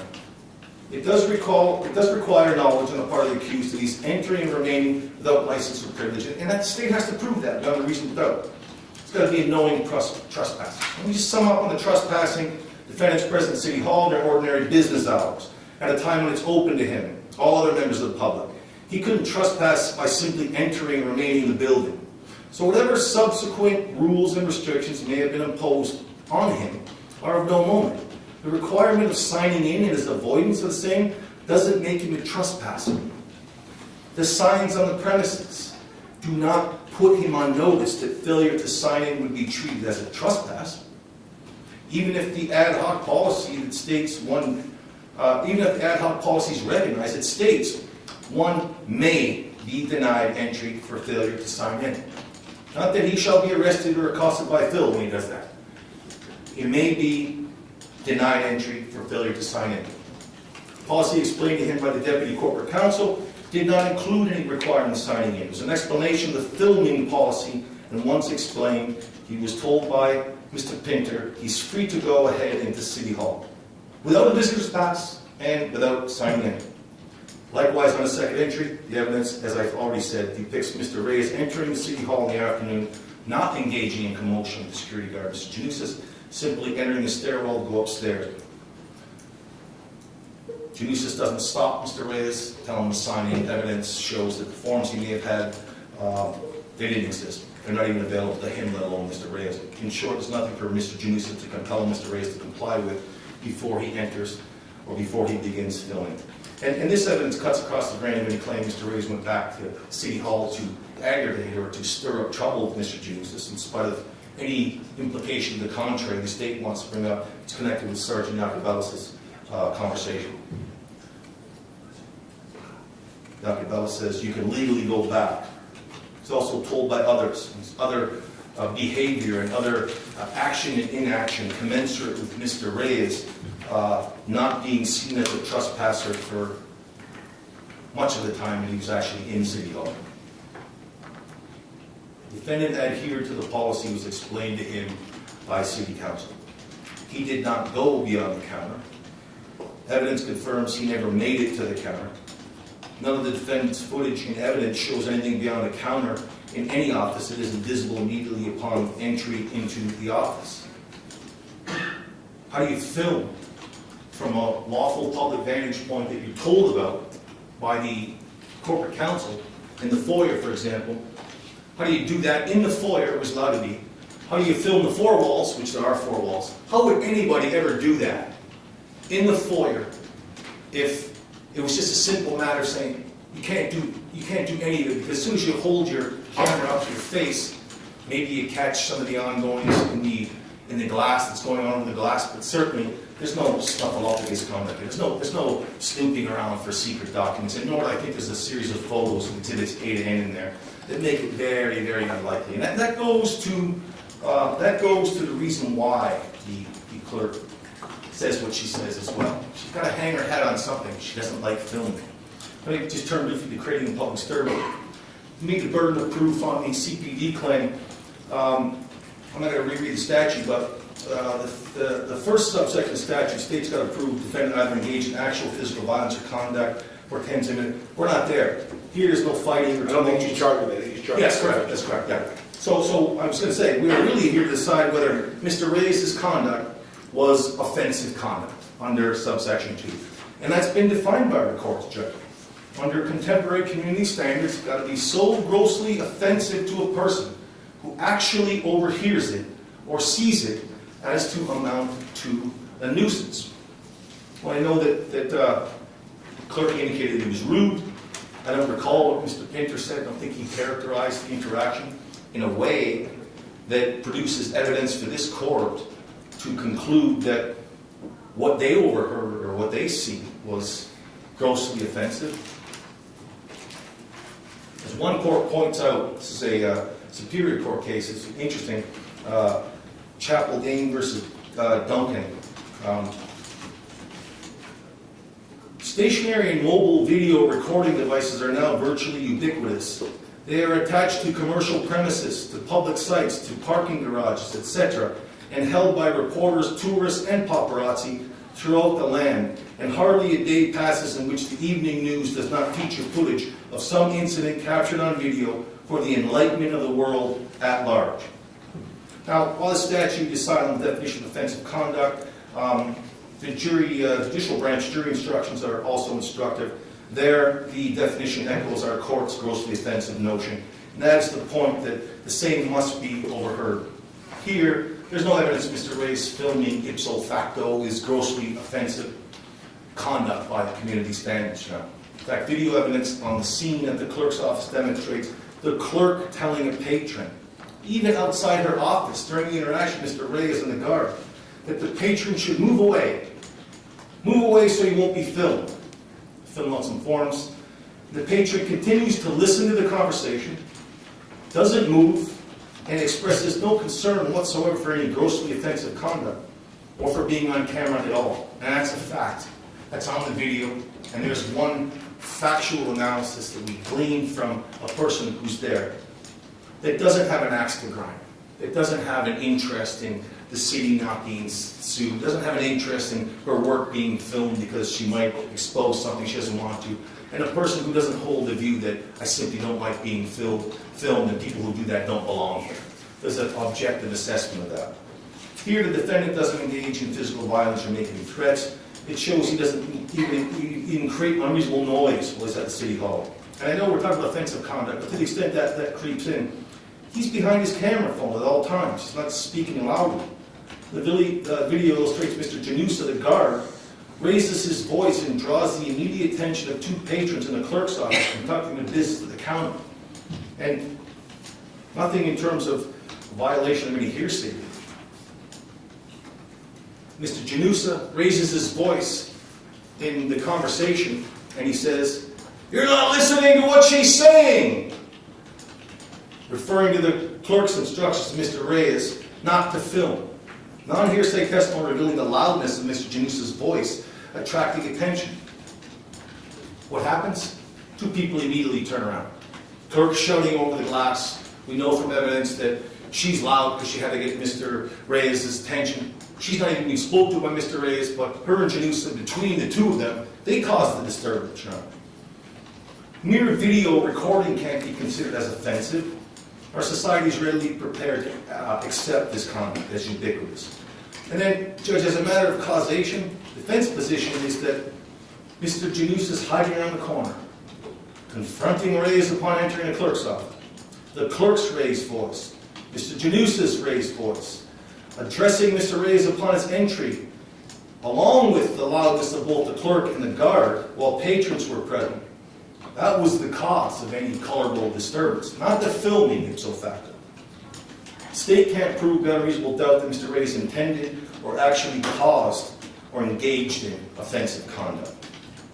There's no evidence Mr. Reyes interfered with lawful activity of any other person in the clerk's office or at City Hall in general. So he can't be found guilty of creating a public disturbance for those reasons and based on this evidence, certainly not beyond a reasonable doubt. That having been said, even if you do find a basis to consider trespass or CPD, the finding must be tempered by Mr. Reyes' constitutional rights. Goes into town hall, he's exercising his constitutionally protected rights under the state and federal constitutions, and the infractions charged in this case are unconstitutional as applied to him. Quote, "It is firmly established that the First Amendment extends further than the text prescription on laws abridging the freedom of speech or the press and encompasses a range of conduct related to gathering and dissemination of information. And as the Supreme Court has observed, the First Amendment goes beyond protection of the press and self-expression of individuals to prohibit government from limiting the stock of information which members of the public may learn." Why do I bring that up? Because federal circuits are not all aligned on the questions that we face here today, but that's the Glick versus Cunniff case next door in Massachusetts. Similarly, the Supreme Court recognized that there is an undoubted right to gather news from any source by means within the law, and that's Hodgkins versus KQED. I'm going to go through some of these cases are cited in the motion that we submitted for judgment of acquittal. When it comes to video recording, the Third Circuit pointed out that to record what there is the right for the eye to see or the ear to hear corroborates or lays aside subjective impressions for objective facts. Hence, to record is to see and hear more accurately. Recordings also facilitate discussion because the ease in which they can widely be distributed via different forms of media. Pointed out already, the state indicates we have it all on video. Good thing, it would be a much longer trial than it already has been. There's a utility that the video serves and is recognized. As Glick points out, and I think this is important, changes in technology and society have made the lines between private citizen and journalist exceedingly difficult to draw. The proliferation of electric devices with video recording capability means that many of our images of current events come from bystanders with a ready cell phone or digital camera rather than a traditional film crew. And news stories are now just as likely to be broken by a blogger at her computer as a reporter at a major newspaper. Such developments make it clear why the news gathering protection of the First Amendment cannot turn on professional credentials or status. Here, Mr. Reyes was video recording with his smartphone from a location open to the public. Told people that part of what he's doing at least is gathering content for a story. We know from what other people in the video and the admissible evidence points out, they refer to him as that blogger, the Long Island guy. So we know he's involved in publishing his materials and that he's a YouTuber that publishes that information on his site. And he's standing there at this lawful public vantage point from which his eyes and ears had a right to hear and see. And consequently, he can't be prosecuted for use of his smartphone from that vantage point, at least not to the extent such use is relied upon by the state to satisfy limited charged offenses. Testimony from the city clerk is clear. He was standing in the foyer, an area specifically incorporated into the purported filming policy as an area from which filming may be undertaken. Testimony by her that Mr. Reyes simply didn't belong there in her office on July 15, 2021, it's wholeheartedly incommensurate with any reading of that policy, and certainly wholeheartedly incommensurate with the rights and privileges guaranteed by the federal and state constitutions. In short, her view of Mr. Reyes simply not belonging is exactly why she undertakes to join the blocking of Mr. Reyes and his camera with her hand, joining in with Mr. Janusa, the security guard who blocks him physically and blocks his movement towards the counter and blocks his camera from recording. Mr. Reyes, Your Honor, doesn't need a reason to be there peacefully. The slippery slope is that where people must have a reason to be in a policy-recognized public place makes it kind of obvious. Nothing prohibits it, and there is certainly no evidence that would sustain the conclusion Mr. Reyes could not peacefully enter or remain or film in a public space, especially one specifically recognized by the City Hall policy ab initio, namely the foyer. If this weren't the case, anybody, including any City Hall employee, from maintenance staff to mayor, could arbitrarily command any citizen on the premises to leave for no reason whatsoever, possibly even including the arbitrary and ludicrous basis of not belonging there, maybe even snuffleupagus. While the state may rely on purported restrictions on filming over the counter, such reliance is unavailing. First and foremost, as a legal matter, the regulations place a content-based restraint on the defendant. He's precluded from reporting and reporting on specific content. Public officials in the performance of their duties. Let's just take it at that for the time being. The evidence at trial reveals here that the new prohibition on filming was created specifically with the defendant in mind. He's identified as the reason for the policy in the legal memorandum drafted by Deputy Corporate Counsel, and that was the testimony. We have the memorandum in front of us. He's cited in there. He is the Long Island auditor, Your Honor. In fact, evidence reveals the prohibition in State's Exhibit 5, the clerk's one-page policy without a City of Danbury seal at the top. That's been varied. That policy, if that's what you want to call it, has been varied to include language that's different from what the official policy in State's Exhibit 2 appears to say. Note that Mr. Pinter doesn't testify he underwrote the policy contained in 5. He testifies he underwrote and did the memo that led to or spawned the Exhibit 2. That's the policy that he's referring to. What do we know about this? Why am I bringing this up? It's also noteworthy that the clerk's testimony is uncharacteristically insistent that this policy in Exhibit 5 was on Phil's desk the day Mr. Reyes was arrested. She didn't maybe see it, she saw it on the desk. From the vantage point of where? The balcony in City Hall. And she couldn't be mistaken about that. Even those other evidence, and it's not perfect, other evidence indicates there's a document, that exact location on the left-hand side where her earlier testimony identified that document to be. There's no testimony indicates this purported policy in State's Exhibit 5 was actually even promulgated by the mayor. It's arguably just a document created as an interpretation of the actual policy in State's Exhibit 2. And as the clerk further notes, this Exhibit 5 policy, that's what you want to call it, was emailed to the clerk by somebody in Human Resources. This is promulgated as official regulation. Not on this evidence, we don't have that. It's also exceptionally noteworthy that the language in Exhibit 5 is far more commensurate with the clerk's interpretation of what Mr. Reyes was supposed to be doing on July 15th, before he was permitted in her office and engaged in filming. The original policy in Exhibit 2 simply requires Mr. Reyes to tell the security guard he's going to film. These two policies and language were the subject of cross-examination, and the clerk's testimony reveals that there are language differences that she cannot explain. It is also noteworthy that the purported policy in Exhibit 5 may have been posted. I think there was some suggestion this may have been posted on the front door of City Hall after Mr. Reyes' initial entry in the morning of July 15th? Well, if that's the case, to the extent that's the case, the purposes of doing so is presumably notice, but it's also arguably notice of a bureaucrat's interpretation of Exhibit 2 in response to Mr. Reyes' initial entry. And certainly, this interpretation is posted, if it's posted at all, close in time, within hours from when Mr. Reyes re-enters the facility from his morning visit. So for the purposes of this case, the posting of that policy, if that's what you want to call Exhibit 5, is also of no moment. Here, the policy almost certainly operates as a prior restraint on the defendant's point of view, and it is not content neutral.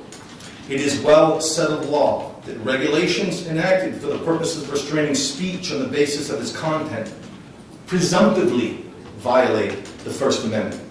And I cited in our judgment of acquittal motion, that's the City of Renton versus Playtime Theaters. Similarly, in a different case, Federal Elections Commission case, speech restrictions based on the identity of the speaker are all too often simply a means to control content. Policy designed for the Long Island Auditor. He's the speaker, he's the guy. That's what the policy's spawned. He has a visit, they don't like what he's doing. Then we have magically policy created in Exhibit 2, nice seal on the top, promulgated, testimony promulgated by the mayor. And then we have another Exhibit 5. I mean, I don't know to what extent anybody has gone to make sure that Mr. Reyes can't do what he wants to do, but I think on a very fair reading of the evidence, these policies are connected to him, designed to stop people from doing what he's doing, and he's specifically mentioned in those policies, in the policy memorandum, sorry. Even if these restrictions were to be considered content neutral, which they're not, they still have to be designed to do what, Judge? They have to serve some substantial government interest, not just any baloney interest that the government can make up, but they have to serve some substantial government interest, and they must also not unreasonably limit alternatives that citizens have for communication. Put differently, heard this in law school, I didn't think I'd have to ever recite it again, but policy must still be narrowly tailored to serve that significant governmental interest. Here, the significant governmental interest behind the restriction on filming articulated by the City Hall employees were safety of government, employees and town hall patrons, COVID concerns, and security of sensitive documents. Now, the real reasons behind these restrictions, though, are echoed in real time at the trial by the clerk's testimony at two different points. June 20th, when against the backdrop of what she's been told by Mr. Contribisi, Officer Contribisi, sorry, why does he have to film? And then she's later asked why she prohibited Mr. Ray's entry and told him not to film her employees or customers. A mantra, employees and customers. She almost always says employees and customers and never says anything different, never mentions secret documents. And it's laughable to suggest that she had COVID concerns.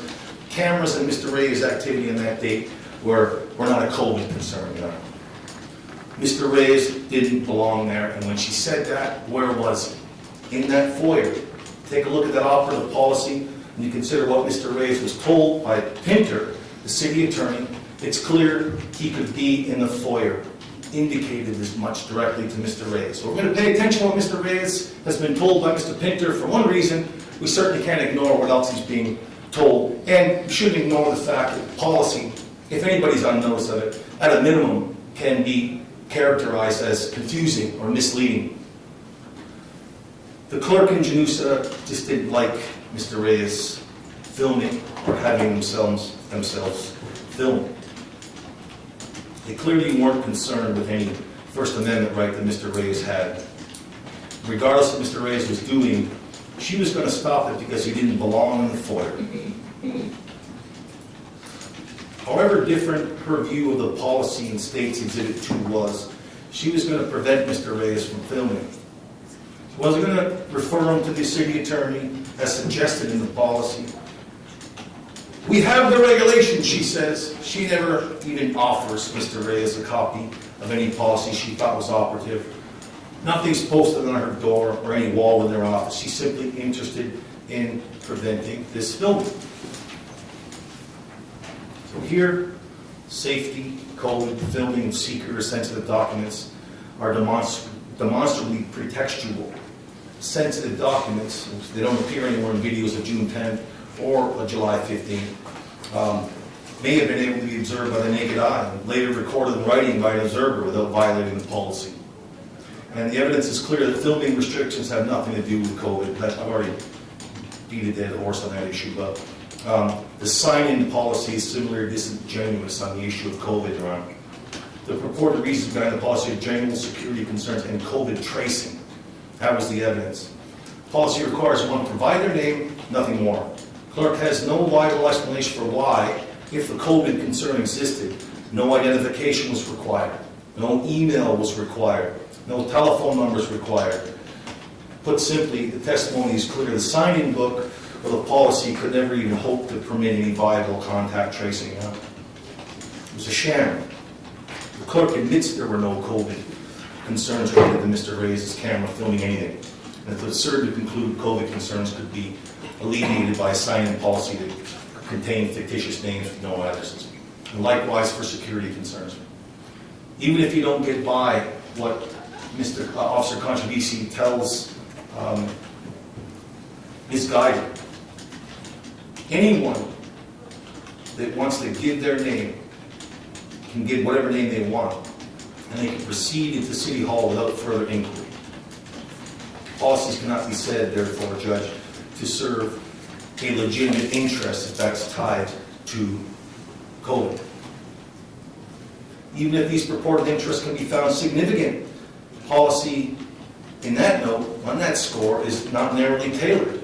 Rather, to ensure the security of documents through some internal procedures or control mechanisms, what do we have here? Well, we have the policy shifts the burden on the public and the journalists not to film over the counter. We have police officers asking questions, well, did you jump over the counter? We got Mr. Pinter using his hand to talk about the face of the counter. I don't know that it's clear at all. What does this mean? Up to the counter, he says, Mr. Pinter. The walls behind the counter, because Mr. Reyes was told he could film the floor walls, remember.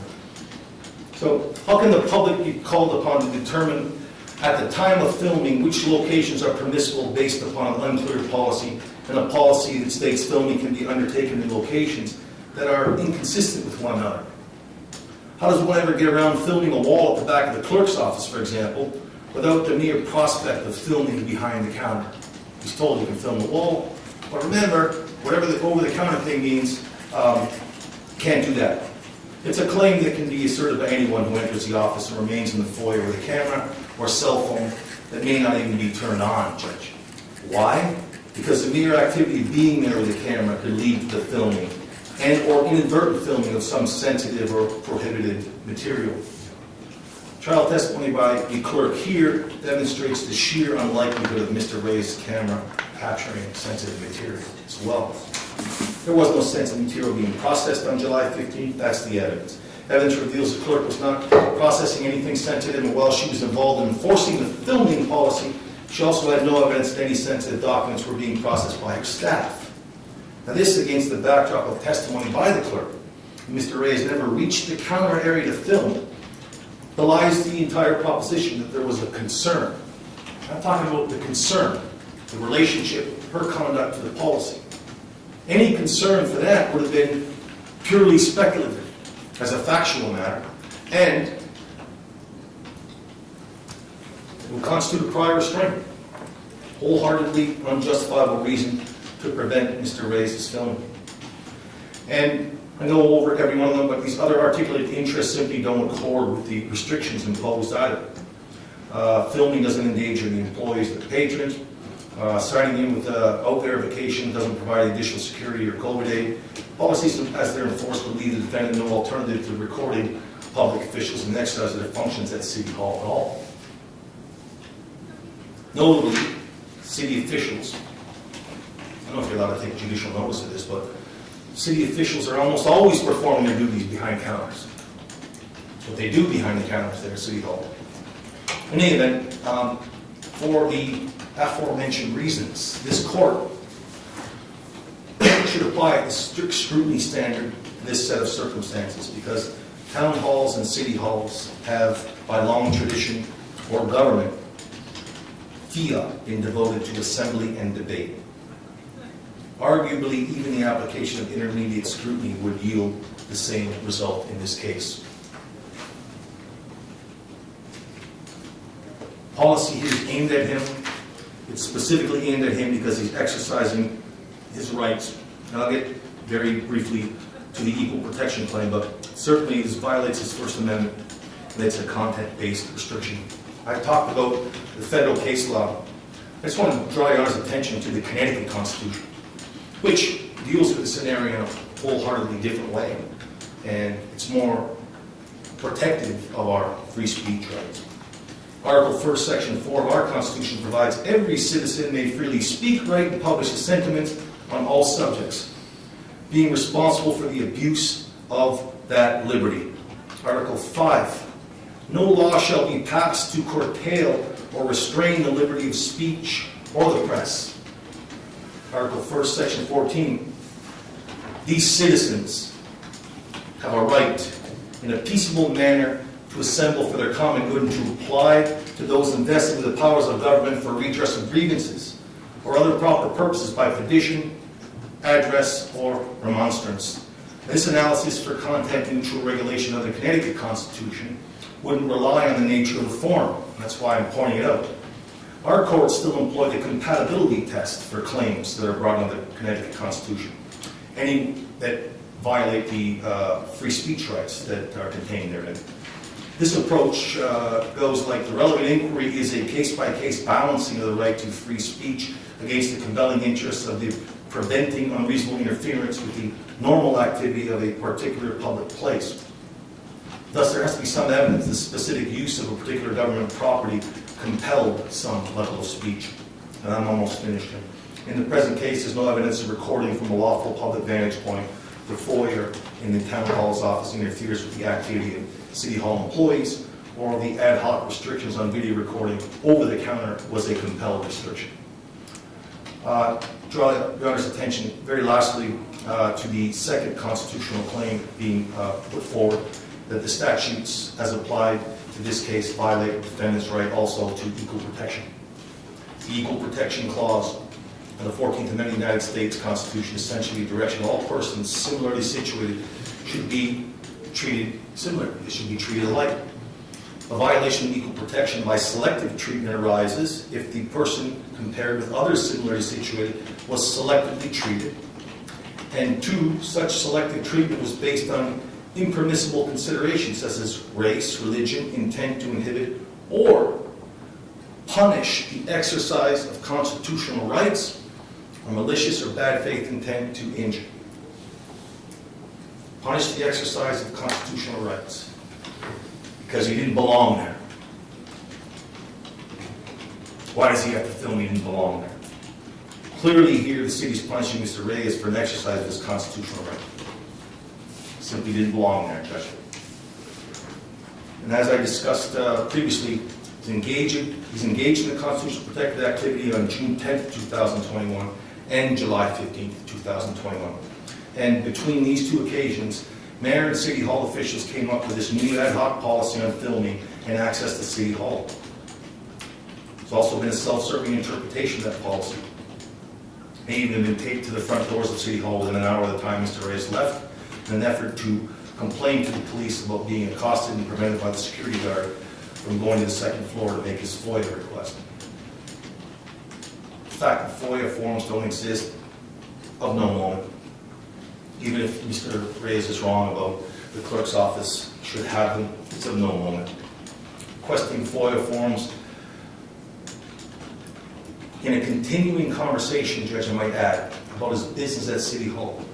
You know, counsel stood up here and talked about offensive conduct, right? And what came to my mind is like the litany of different things the counsel says is grossly offensive conduct. And he can sum it up by saying, you know, how dare you unwashed peasants disagree with your lord? This is really an exercise where grossly offensive doesn't include being patronizing, doesn't include calling a government official tyrant. That's his opinion. Clearly, the policies are aimed at Mr. Reyes. Charge misconduct. The defendant arises specifically from the violations of these policies and their selective application to him, and therefore should be dismissed as unconstitutional.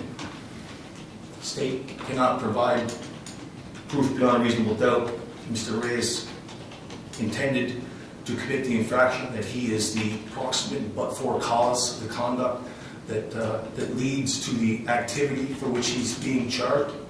And it's not just a simple matter that trespass somehow morphs into, did you obey a filming policy that I don't like, that you don't belong here 1 minute. to engage in? 1 minute. For those reasons, Your Honor, I would ask the court to find in Mr. Reyes' favor, and to the extent that the court has considered the constitutional arguments, find that in their application these statutes are unconstitutional as applied to him. Thank you. Is there any rebuttal? Yes, Your Honor. The defendant's assertion that he adheres to the policy is simply untrue. The evidence in no way supports that assertion. The policy, both the visitor entry and the other policy of safety security policy, in effect, mirror one another. The city reserves the right to prohibit or limit such activity where overriding need or concerns involving disruption of public safety, or where the city hall building use policy is more appropriate for the business visit. In no event may such filming or other video or photography occur at or across any counter of the vision point between an office foyer and the work area where employees and documents are being processed or submitted. That's exactly what he did here. The evidence is undisputed and supports he clearly filmed across that counter. And I respectfully disagree with my fellow counsel. He walked into the town clerk's office and the assessor's office. He crossed the threshold of the door. That's not true. And even beyond that, he still violated the policy, even if the court were to find he was still in the foyer. He clearly filmed across the counter. They have the reasons for that. Calling somebody a tyrant is, by definition,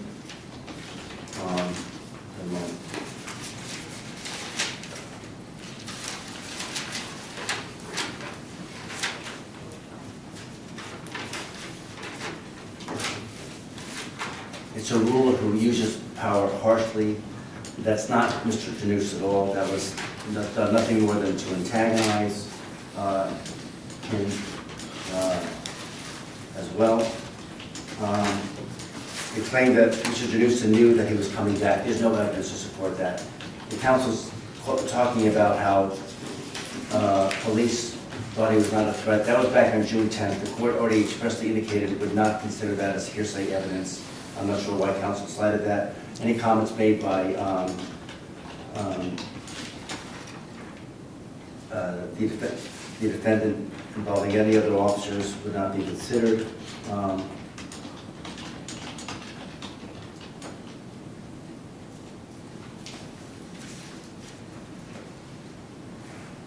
This is really not a First Amendment case. The policy itself is content neutral, contrary to what the defendant observed. Why does he go there to film?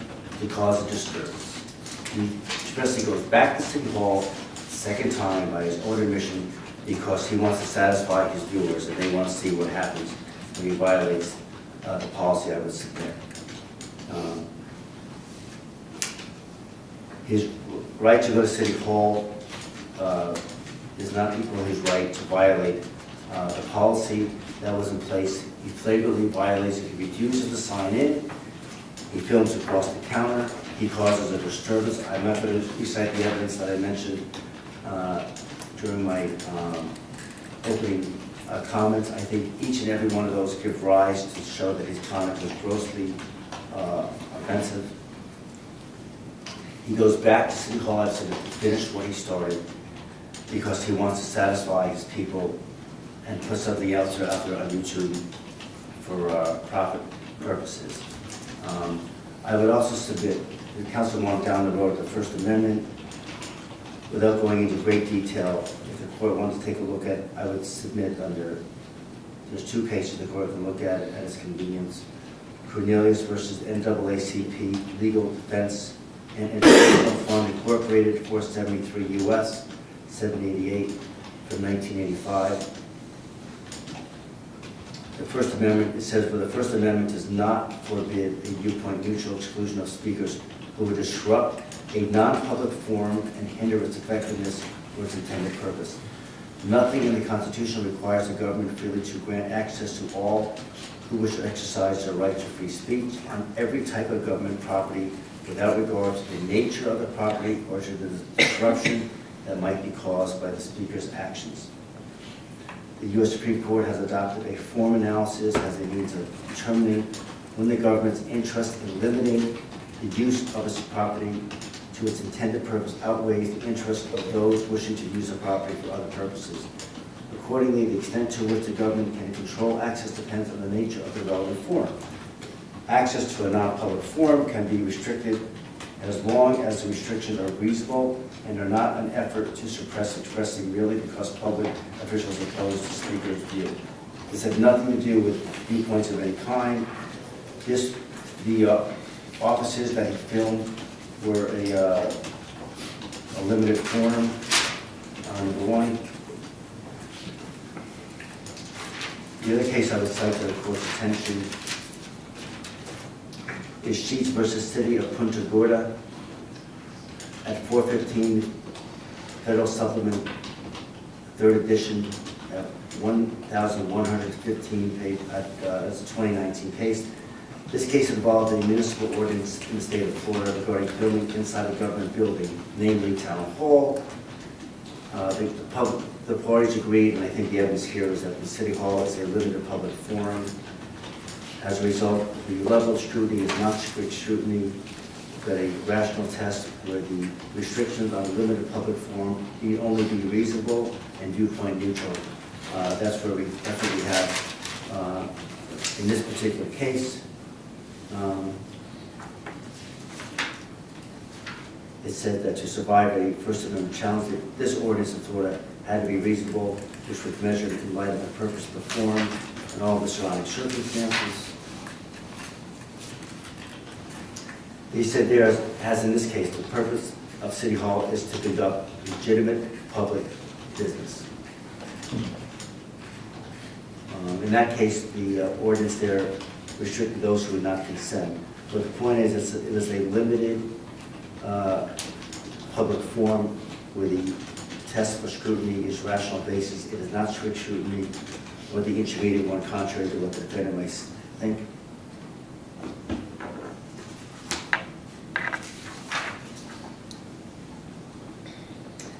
In the Florida case, when I just mentioned, the ordinance there was facially viewpoint neutral because it did not target any viewpoint, ideology, or opinion. The policies do the same here. They don't target any of that nature here as well. They said in that case in Florida, the ordinance applied the same to everyone, no matter why they show up at City Hall with a camera. The same with the policy in this case.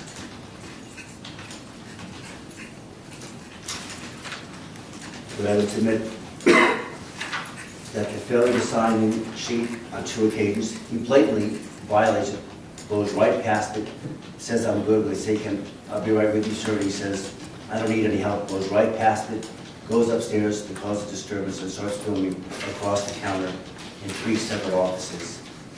They give the reason for that. The policy in place, the height of COVID, they keep track of the number of people going in, they have a hall pass, they keep social distancing to monitor for safety. Those are all legally. The sign-in policy turns out they're not the filming policy. Correct. The filming policy, the basis for that, there was significant evidence presented to show the basis for that.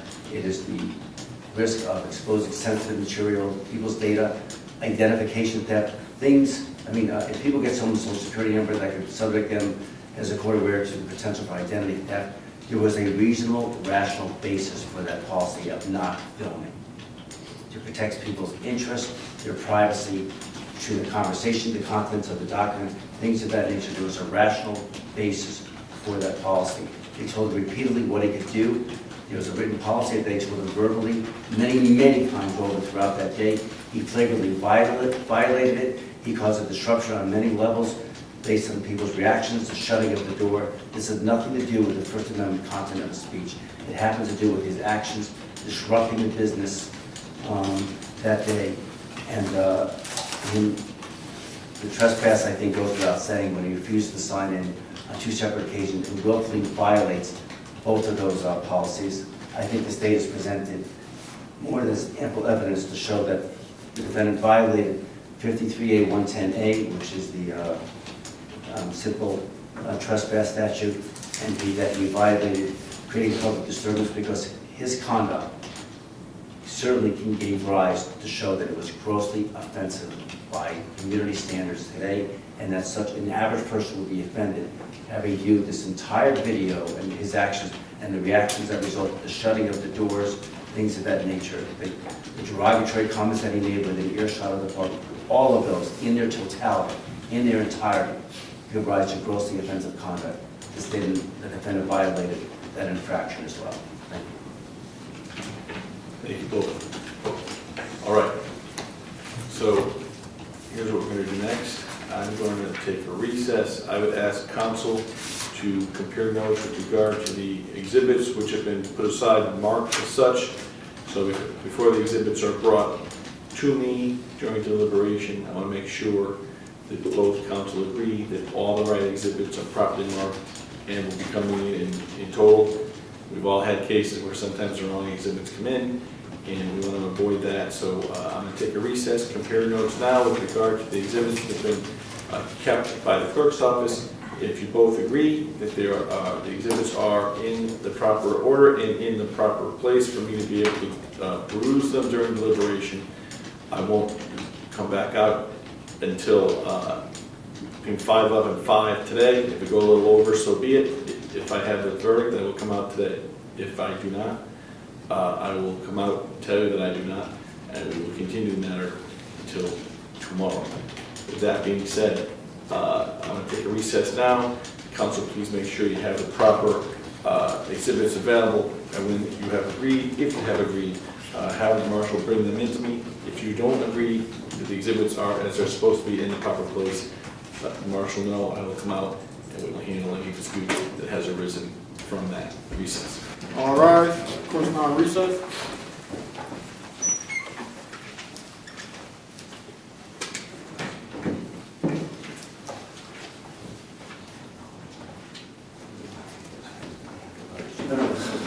All rise, court's back in session. Please be seated.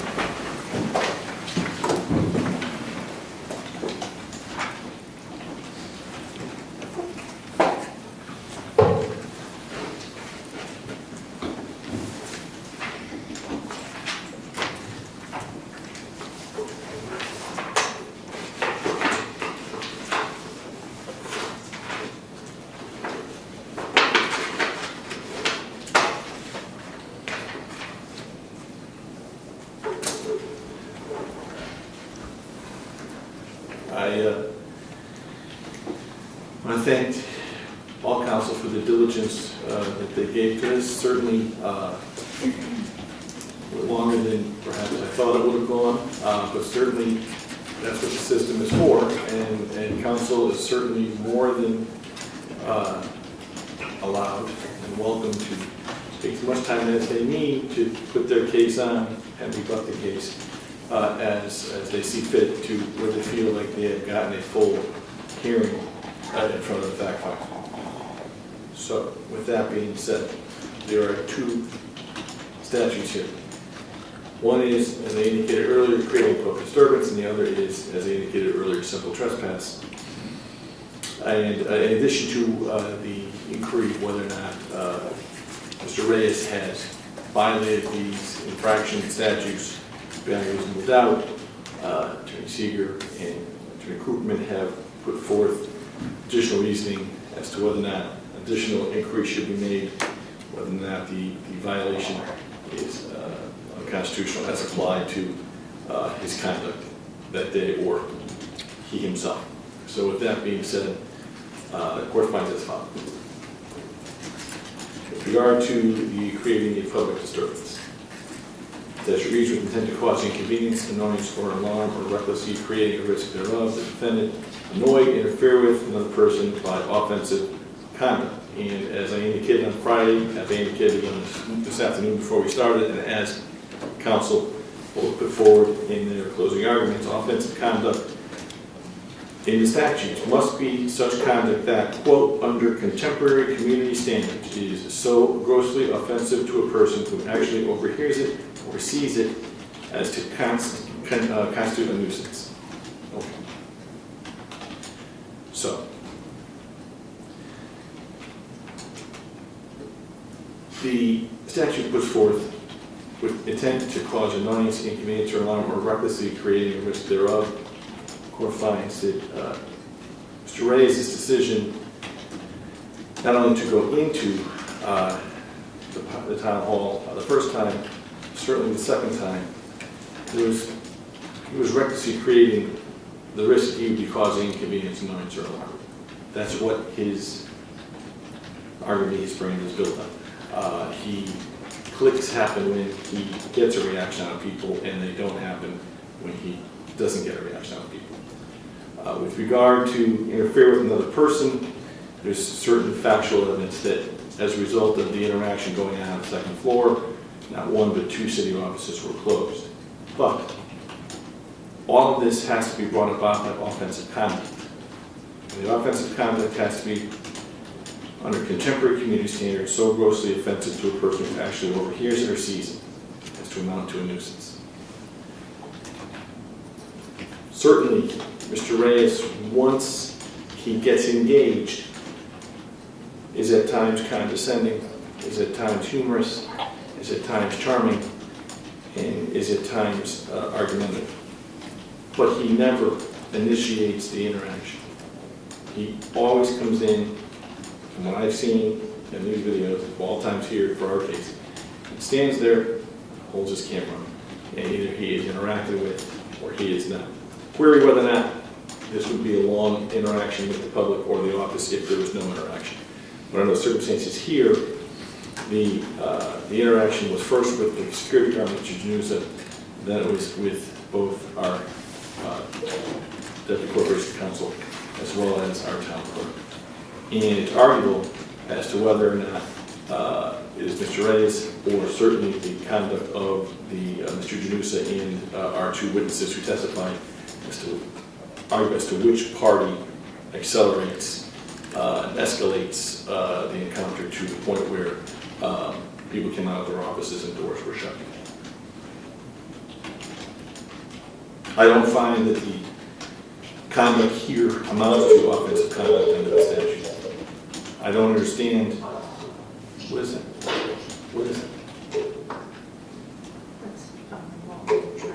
Okay. I don't understand why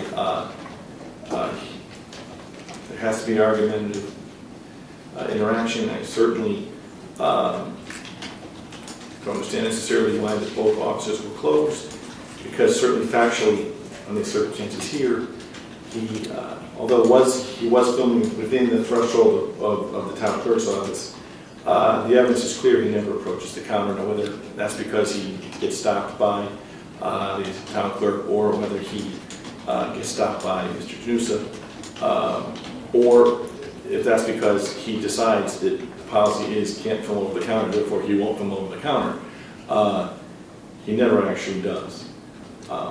But that's of no import if I don't find that the conduct constituted offensive conduct under the statute, and I do not.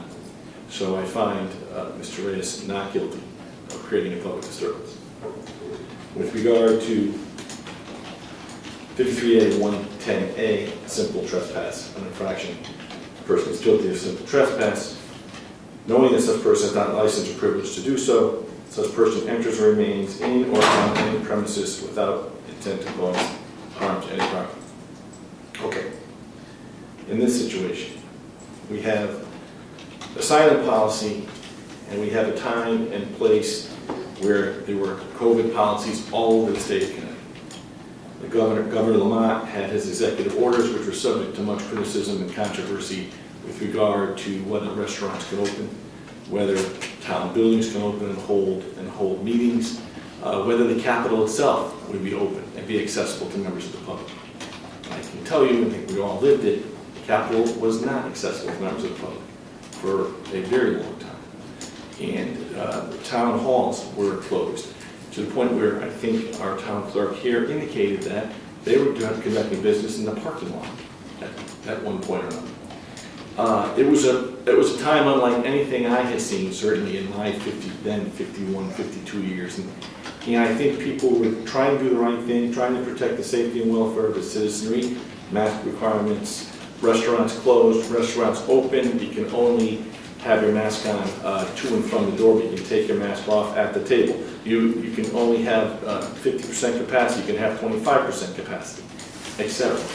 There were policies put in place with the overarching goal to protect the safety and security of the public as a whole. So, with that being said, in this particular instance, we do have here the City of Danbury, Connecticut safety and security policies in effect, the sign-up policy, the mask policy, policy on specified limited or non-public areas limitations for activity including private filming, photography, etc. At the bottom it says, failure to comply may result in delay or denial of entry and access to the building. There's an exhibit that shows the other sign, which indicates must sign in upon entry. But as you're watching the video, when later on in the afternoon of the 15th, when Mr. Drusa holds the door for now Sergeant Cabellas, there is a view of this policy posted to the left of the door on the glass just to the left of the door that opens and shuts, which will give access to the building. And the sign-up policy says, any person seeking entry to City Hall must obtain and complete a visitor form and obtain a pass. The pass must be returned upon completion of business in the building. Sign-in information will be used for contact tracing for the purpose of COVID-19 prevention. If necessary, sign-in information is necessary for public safety, security, and privacy of people's business where appropriate. Now look, I'm also going to tell you that I watched the videos, I heard the testimony, I watched the videos again. Here, while the testimony is being done, and cross-examination certainly elicited testimony that the sign-in sheet, as it was currently being operated by the City of Danbury, it was going to be a possibility to do effective contact tracing. I think that's clear. Anybody can sign any name, and there's no email address, there's no phone number. Contact tracing, I think, would be difficult to accomplish. However, it doesn't mean that the sign-in policy and the hope to be able to conduct the sign-in policy for the purpose of safety and contact tracing is an appropriate restriction.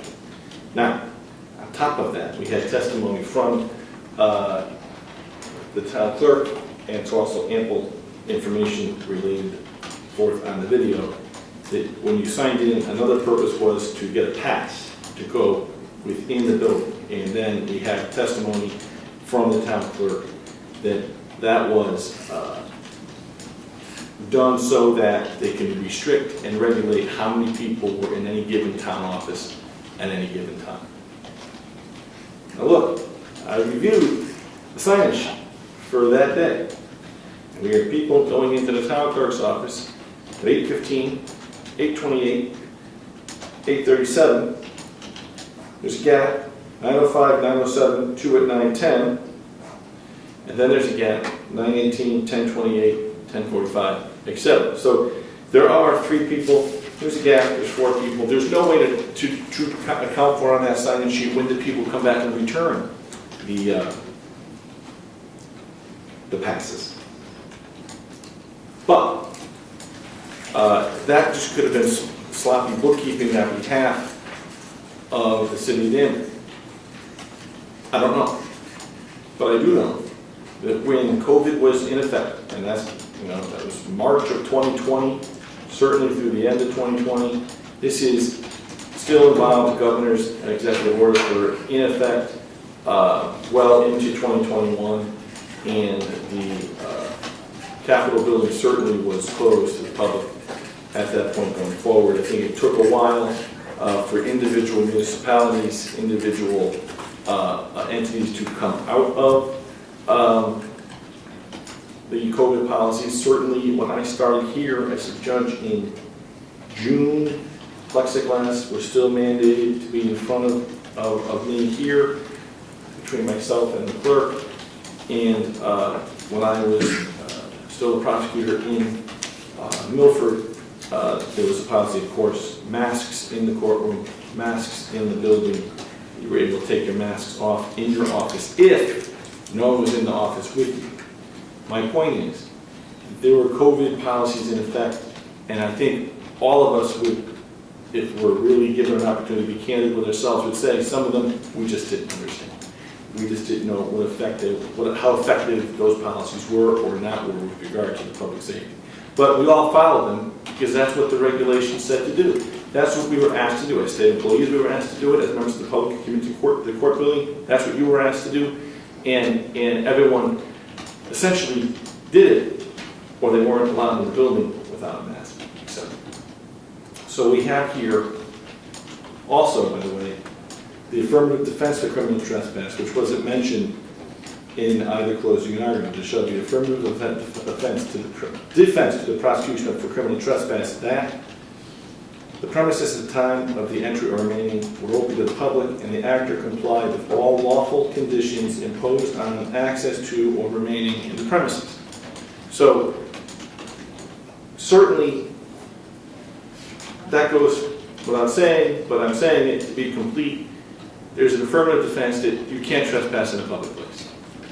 It's only overcome if you show that there was a lawful condition imposed on access to or remaining in the premises. That's 53A110 of the attending statute, which is the statutory section immediately prior to 53A110A, which is simple trespass. So I need to look at whether or not this policy and policies like it, governor's executive order, mask mandates, this sign-in policy, even though it may have been, let's just say, not artfully carried out to where it would have the maximum effectiveness with regard to protecting the public, whether it's reasonable, or finds that it is. So now we're left with whether or not Mr. Reyes violated the lawful conditions imposed on access to or remaining in the premises. The court finds that he did. He entered and remained unlawfully in the building on July 15th, 2022. He did so because when asked to provide his name to sign in to get the pass, to, in theory, check on whether or not there was a maximum number of people allowed in the town clerk's office, he refused. He refused and then began heading upstairs. Therein lied all the problems that came after that. Now, I point to June 10th, 2021, I'm sorry, both 2021, in the building, where he comes in with the notice of intent to sue, and he is also asked to sign in, refuses, and basically is not allowed upstairs. He does not push the envelope. He speaks to Mr. Janusa. Officers come from the Danbury Police Department, and then ultimately it's decided that the town clerk will come downstairs, take what he needs, go upstairs to her office, date, stamp it, record it as he is requesting, and bring it back down to him. He agrees that that is a reasonable accommodation being made to him because he is unwilling to comply with the safety and security policy in effect at the time. So he knows that he is not going to be left upstairs to the second floor or beyond the foyer of the town clerk's office, of the city hall building, town hall building, unless he complies with the policy. And he essentially agrees to that by waiting, agreeing to have this accommodation made for him, and then leaving peaceably with no problem. On his way to his car, he tells his listeners, you know, I'm going to come back and do a full audit. Today wasn't a full audit. Today was just, I have some things to do this afternoon. I'm going to make sure the paper got filed, but we'll check on Danbury again. And he does, and that's July 15th. He goes there then, arguably, with the express intention of pushing the envelope with regard to the efficacy of the safety and security policy in effect. Now, I'm not getting to the filming policy. I'm not getting to whether or not he, beyond reasonable doubt, violated the filming policy. Whether he stood in the foyer, whether he stood up to the counter, whether ICE can trespass, whether ICE can't trespass. Because I found already that the behavior on the second floor was not so offensive as to constitute creating public disturbance. So it's arguable that Mr. Reyes, in fact, created a public disturbance that day, or certainly helped create the public disturbance. But under the statute, he did not create a public disturbance with regard to the criminal statute, which is titled such. So, like I said, not guilty on creating public disturbance with regard to simple trespass. He went there, he entered or remained in the building. That's clear from the video. It's clear from the testimony of the witnesses, including Mr. Reyes, with regard to his testimony that we had the privilege to observe on the video. He remained in the building. That's clear for all the same reasons. The question is whether or not he was not licensed or privileged to do so. No notice has to be provided. That's criminal trespass 1. It is, though, a finding I have to make beyond a reasonable doubt whether or not he knew he couldn't go beyond that foyer without signing in. And his conduct on June 10th indicates to me that he did, because on June 10th he complied, and on July 15th he made it his mission not to comply. With that being said, the court finds him guilty of simple trespass and imposes a fine of $90 plus costs. I understand there may be considerations, post-verdict considerations that need to be made, so I will make that due and payable 30 days from now. 30-day date, 4-week date is 2/27/23. Mr. Reyes, you can make payment if you decide to make payment by phone or directly at the clerk's office before the time of 2/26/23. 2/26/23. No, I'm sorry. 2/24/23 would be the Friday. 2/26 is Sunday. So up until 2/24/2023 at 4 p.m. say you can make payment by phone or you can make payment at the clerk's office directly. If it gets to Tuesday or Monday the 27th, you have to be able to be here and explain why you haven't made payment, because you're subject to failure to pay or plead with regard to that statute at that time.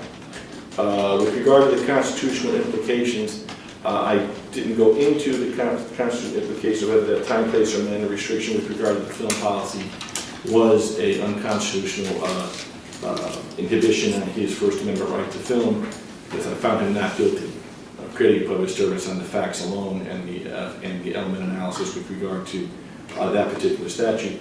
With regard to 53A 110A, I didn't go into the constitutional analysis either, in that I saw no evidence that it was not universally applied to everyone, and also with regard to him having an understanding that he was not licensed or privileged to do so, I also found that, for reasons I've already indicated, he certainly knew he wasn't licensed or privileged to go beyond the foyer without the pass. Whether or not that particular policy was effective is not something I needed to be able to find beyond a reasonable doubt. I needed only to be able to find that it existed and it was a lawful condition, and based upon all that we saw during COVID, certainly this policy, as flawed as it may have been, was a lawful condition placed upon Mr. Reyes' ability to enter the town hall building during that time. I have no evidence before me as to whether or not that policy is still in effect, but I think if it was, there would probably be other considerations any kind of fact finder would have to make with regard to ruling on the statutes and the elements of that particular statute. So with that being said, I want to thank both of you. Certainly it was a long time, and it's never easy when you're doing a video. And certainly, I'll make this one last comment, is with regard to the professionalism of the media. Certainly that was, I think, seamless. I appreciate that. But under the circumstances, I know this is going to become more and more common as we go forward. I think that witnesses react differently when they know they're being videoed. Certainly, I think we had 2 witnesses here that may have been less than responsive, as we all would have liked, and we had 1 witness that might have been overly responsive, trying to show that he was going to answer every question to the best of his ability. And so, whether that or not that was colored by the fact that they knew they were going to be the subject of YouTube scrutiny or whatever will come from this particular recording of the proceeding. We'll leave that for another day. Certainly, counsel did the best they could and were diligent in their efforts with regard to their obligations, and as the prosecutor handling the matter and as the defense counsel handling the matter, I appreciate that. Mr. Reyes, you were nothing but a gentleman here throughout, and I appreciate that as well. So with that being said, not guilty, creating public disturbance, guilty, simple trespass, continue 4 weeks for payment, or the termination would be any kind of post-judgment matter which would stop the payment. Anything further from any of the parties? No, Your Honor. No, Your Honor. Thank you. We stand adjourned. All rise. Court's now adjourned. Just, when you say the charges, do you include the Steven Seagar, what's your reaction? He got convicted on trespassing, not guilty when it comes to creating a disturbance. What do you make of it? Well, I mean, I didn't think he was guilty of creating a public disturbance from the outset. I think the judge reasoned his way through it in a way that makes sense and also accords with the law. What was going on in the town clerk's office on the day that Mr. Reyes was arrested was not offensive conduct. For, among other reasons, people continued to talk to him. He wasn't insulting anybody in a way that would offend community standards. So I think the judge hit the nail right on the head with his decision not to convict Sean Paul of creating public disturbance. And on the trespass, if Sean had signed in as Mickey Mouse on the day, then he could not have been charged for this, based on what the judge said. Yes, I think that, that deserves a little bit more attention if you're going to analyze that statute against the backdrop of a First Amendment right, because as you say, there was no real legitimate COVID purpose the sign-in sheet was there for. In addition to all that, yeah, I mean, I think there was one gentleman in one of the videos that you guys had out before, or he had out, where he signs in as Captain America, and the one witness that didn't testify, Mr. Janusa, he actually asks Sean Paul when he comes in the door, hey, are you that guy? Are you awesome? No, I'm Sean Paul Reyes. And, so to me, I think that that policy, if it's still in existence, it definitely should be changed. But I would suspect they've changed and revamped it because as it stands now, it's confusing to people and to me didn't serve any viable purpose, including COVID purposes. In the audit community, a lot of people accuse cops and public servants of being tyrants. It sounds like we've now had a judge go on the record saying calling somebody a tyrant is not grossly offensive. No, I think it's clear that this judge didn't agree that calling a government official a tyrant while you're characterizing his activity is not offensive conduct. It's not offensive speech. It's not offensive anything. And, I think, hey, look, nowadays everything's on film. People better get used to it. And I think the judge knows that. Why did this thing go on so long?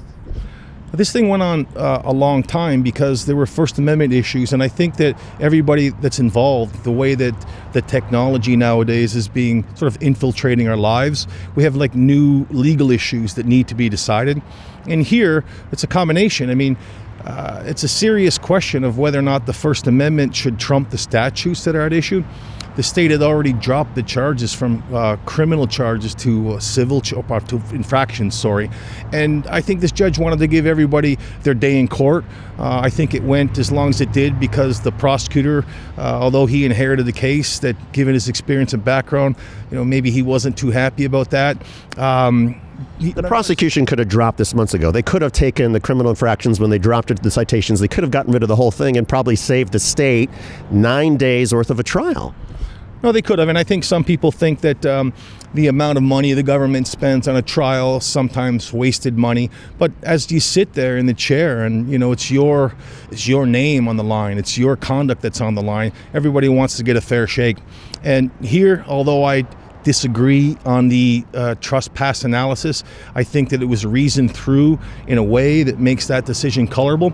I think the only thing that we have to do now is try to analyze the thing more completely for appeal. We've tried to do things to preserve the record, consistent with that, and let's let it settle for the next few days and see where it goes. But I'm fairly confident that an appeal for this lies. It's ready. It's a viable appeal. It's ready to go, and it's all up to Mr. Reyes now. But I think that what he's done is he's championing the First Amendment. And Do we have to temper that as auditors? I don't know. We don't know enough about what the case law says, and this whole concept of goading somebody or getting somebody doing a Jedi mind trick on government officials to get them to talk.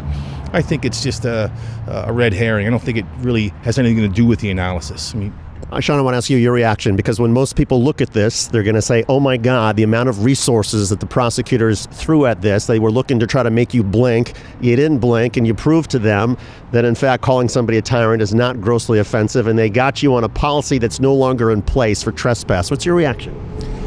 So first and foremost, I want to thank my attorney, Steven Seeger. He did an amazing job throughout this trial. He gave me a wise legal counsel. He represented me well. I'm very pleased. I just think that this, like you mentioned, David, this is a gross waste of taxpayer resources for a $90 fine, which ultimately turned out to be a $90 fine. When you look at the aspects of a $10,000 bond and paying $1,000 of that to be released, compared to the $90 fine and the legal expenses that go throughout this on both sides, on the defense as well as the prosecution, it just seems absurd. And to that effect, you know, I did hear the state's attorney who was prosecuting me say that this was a stupid infraction trial.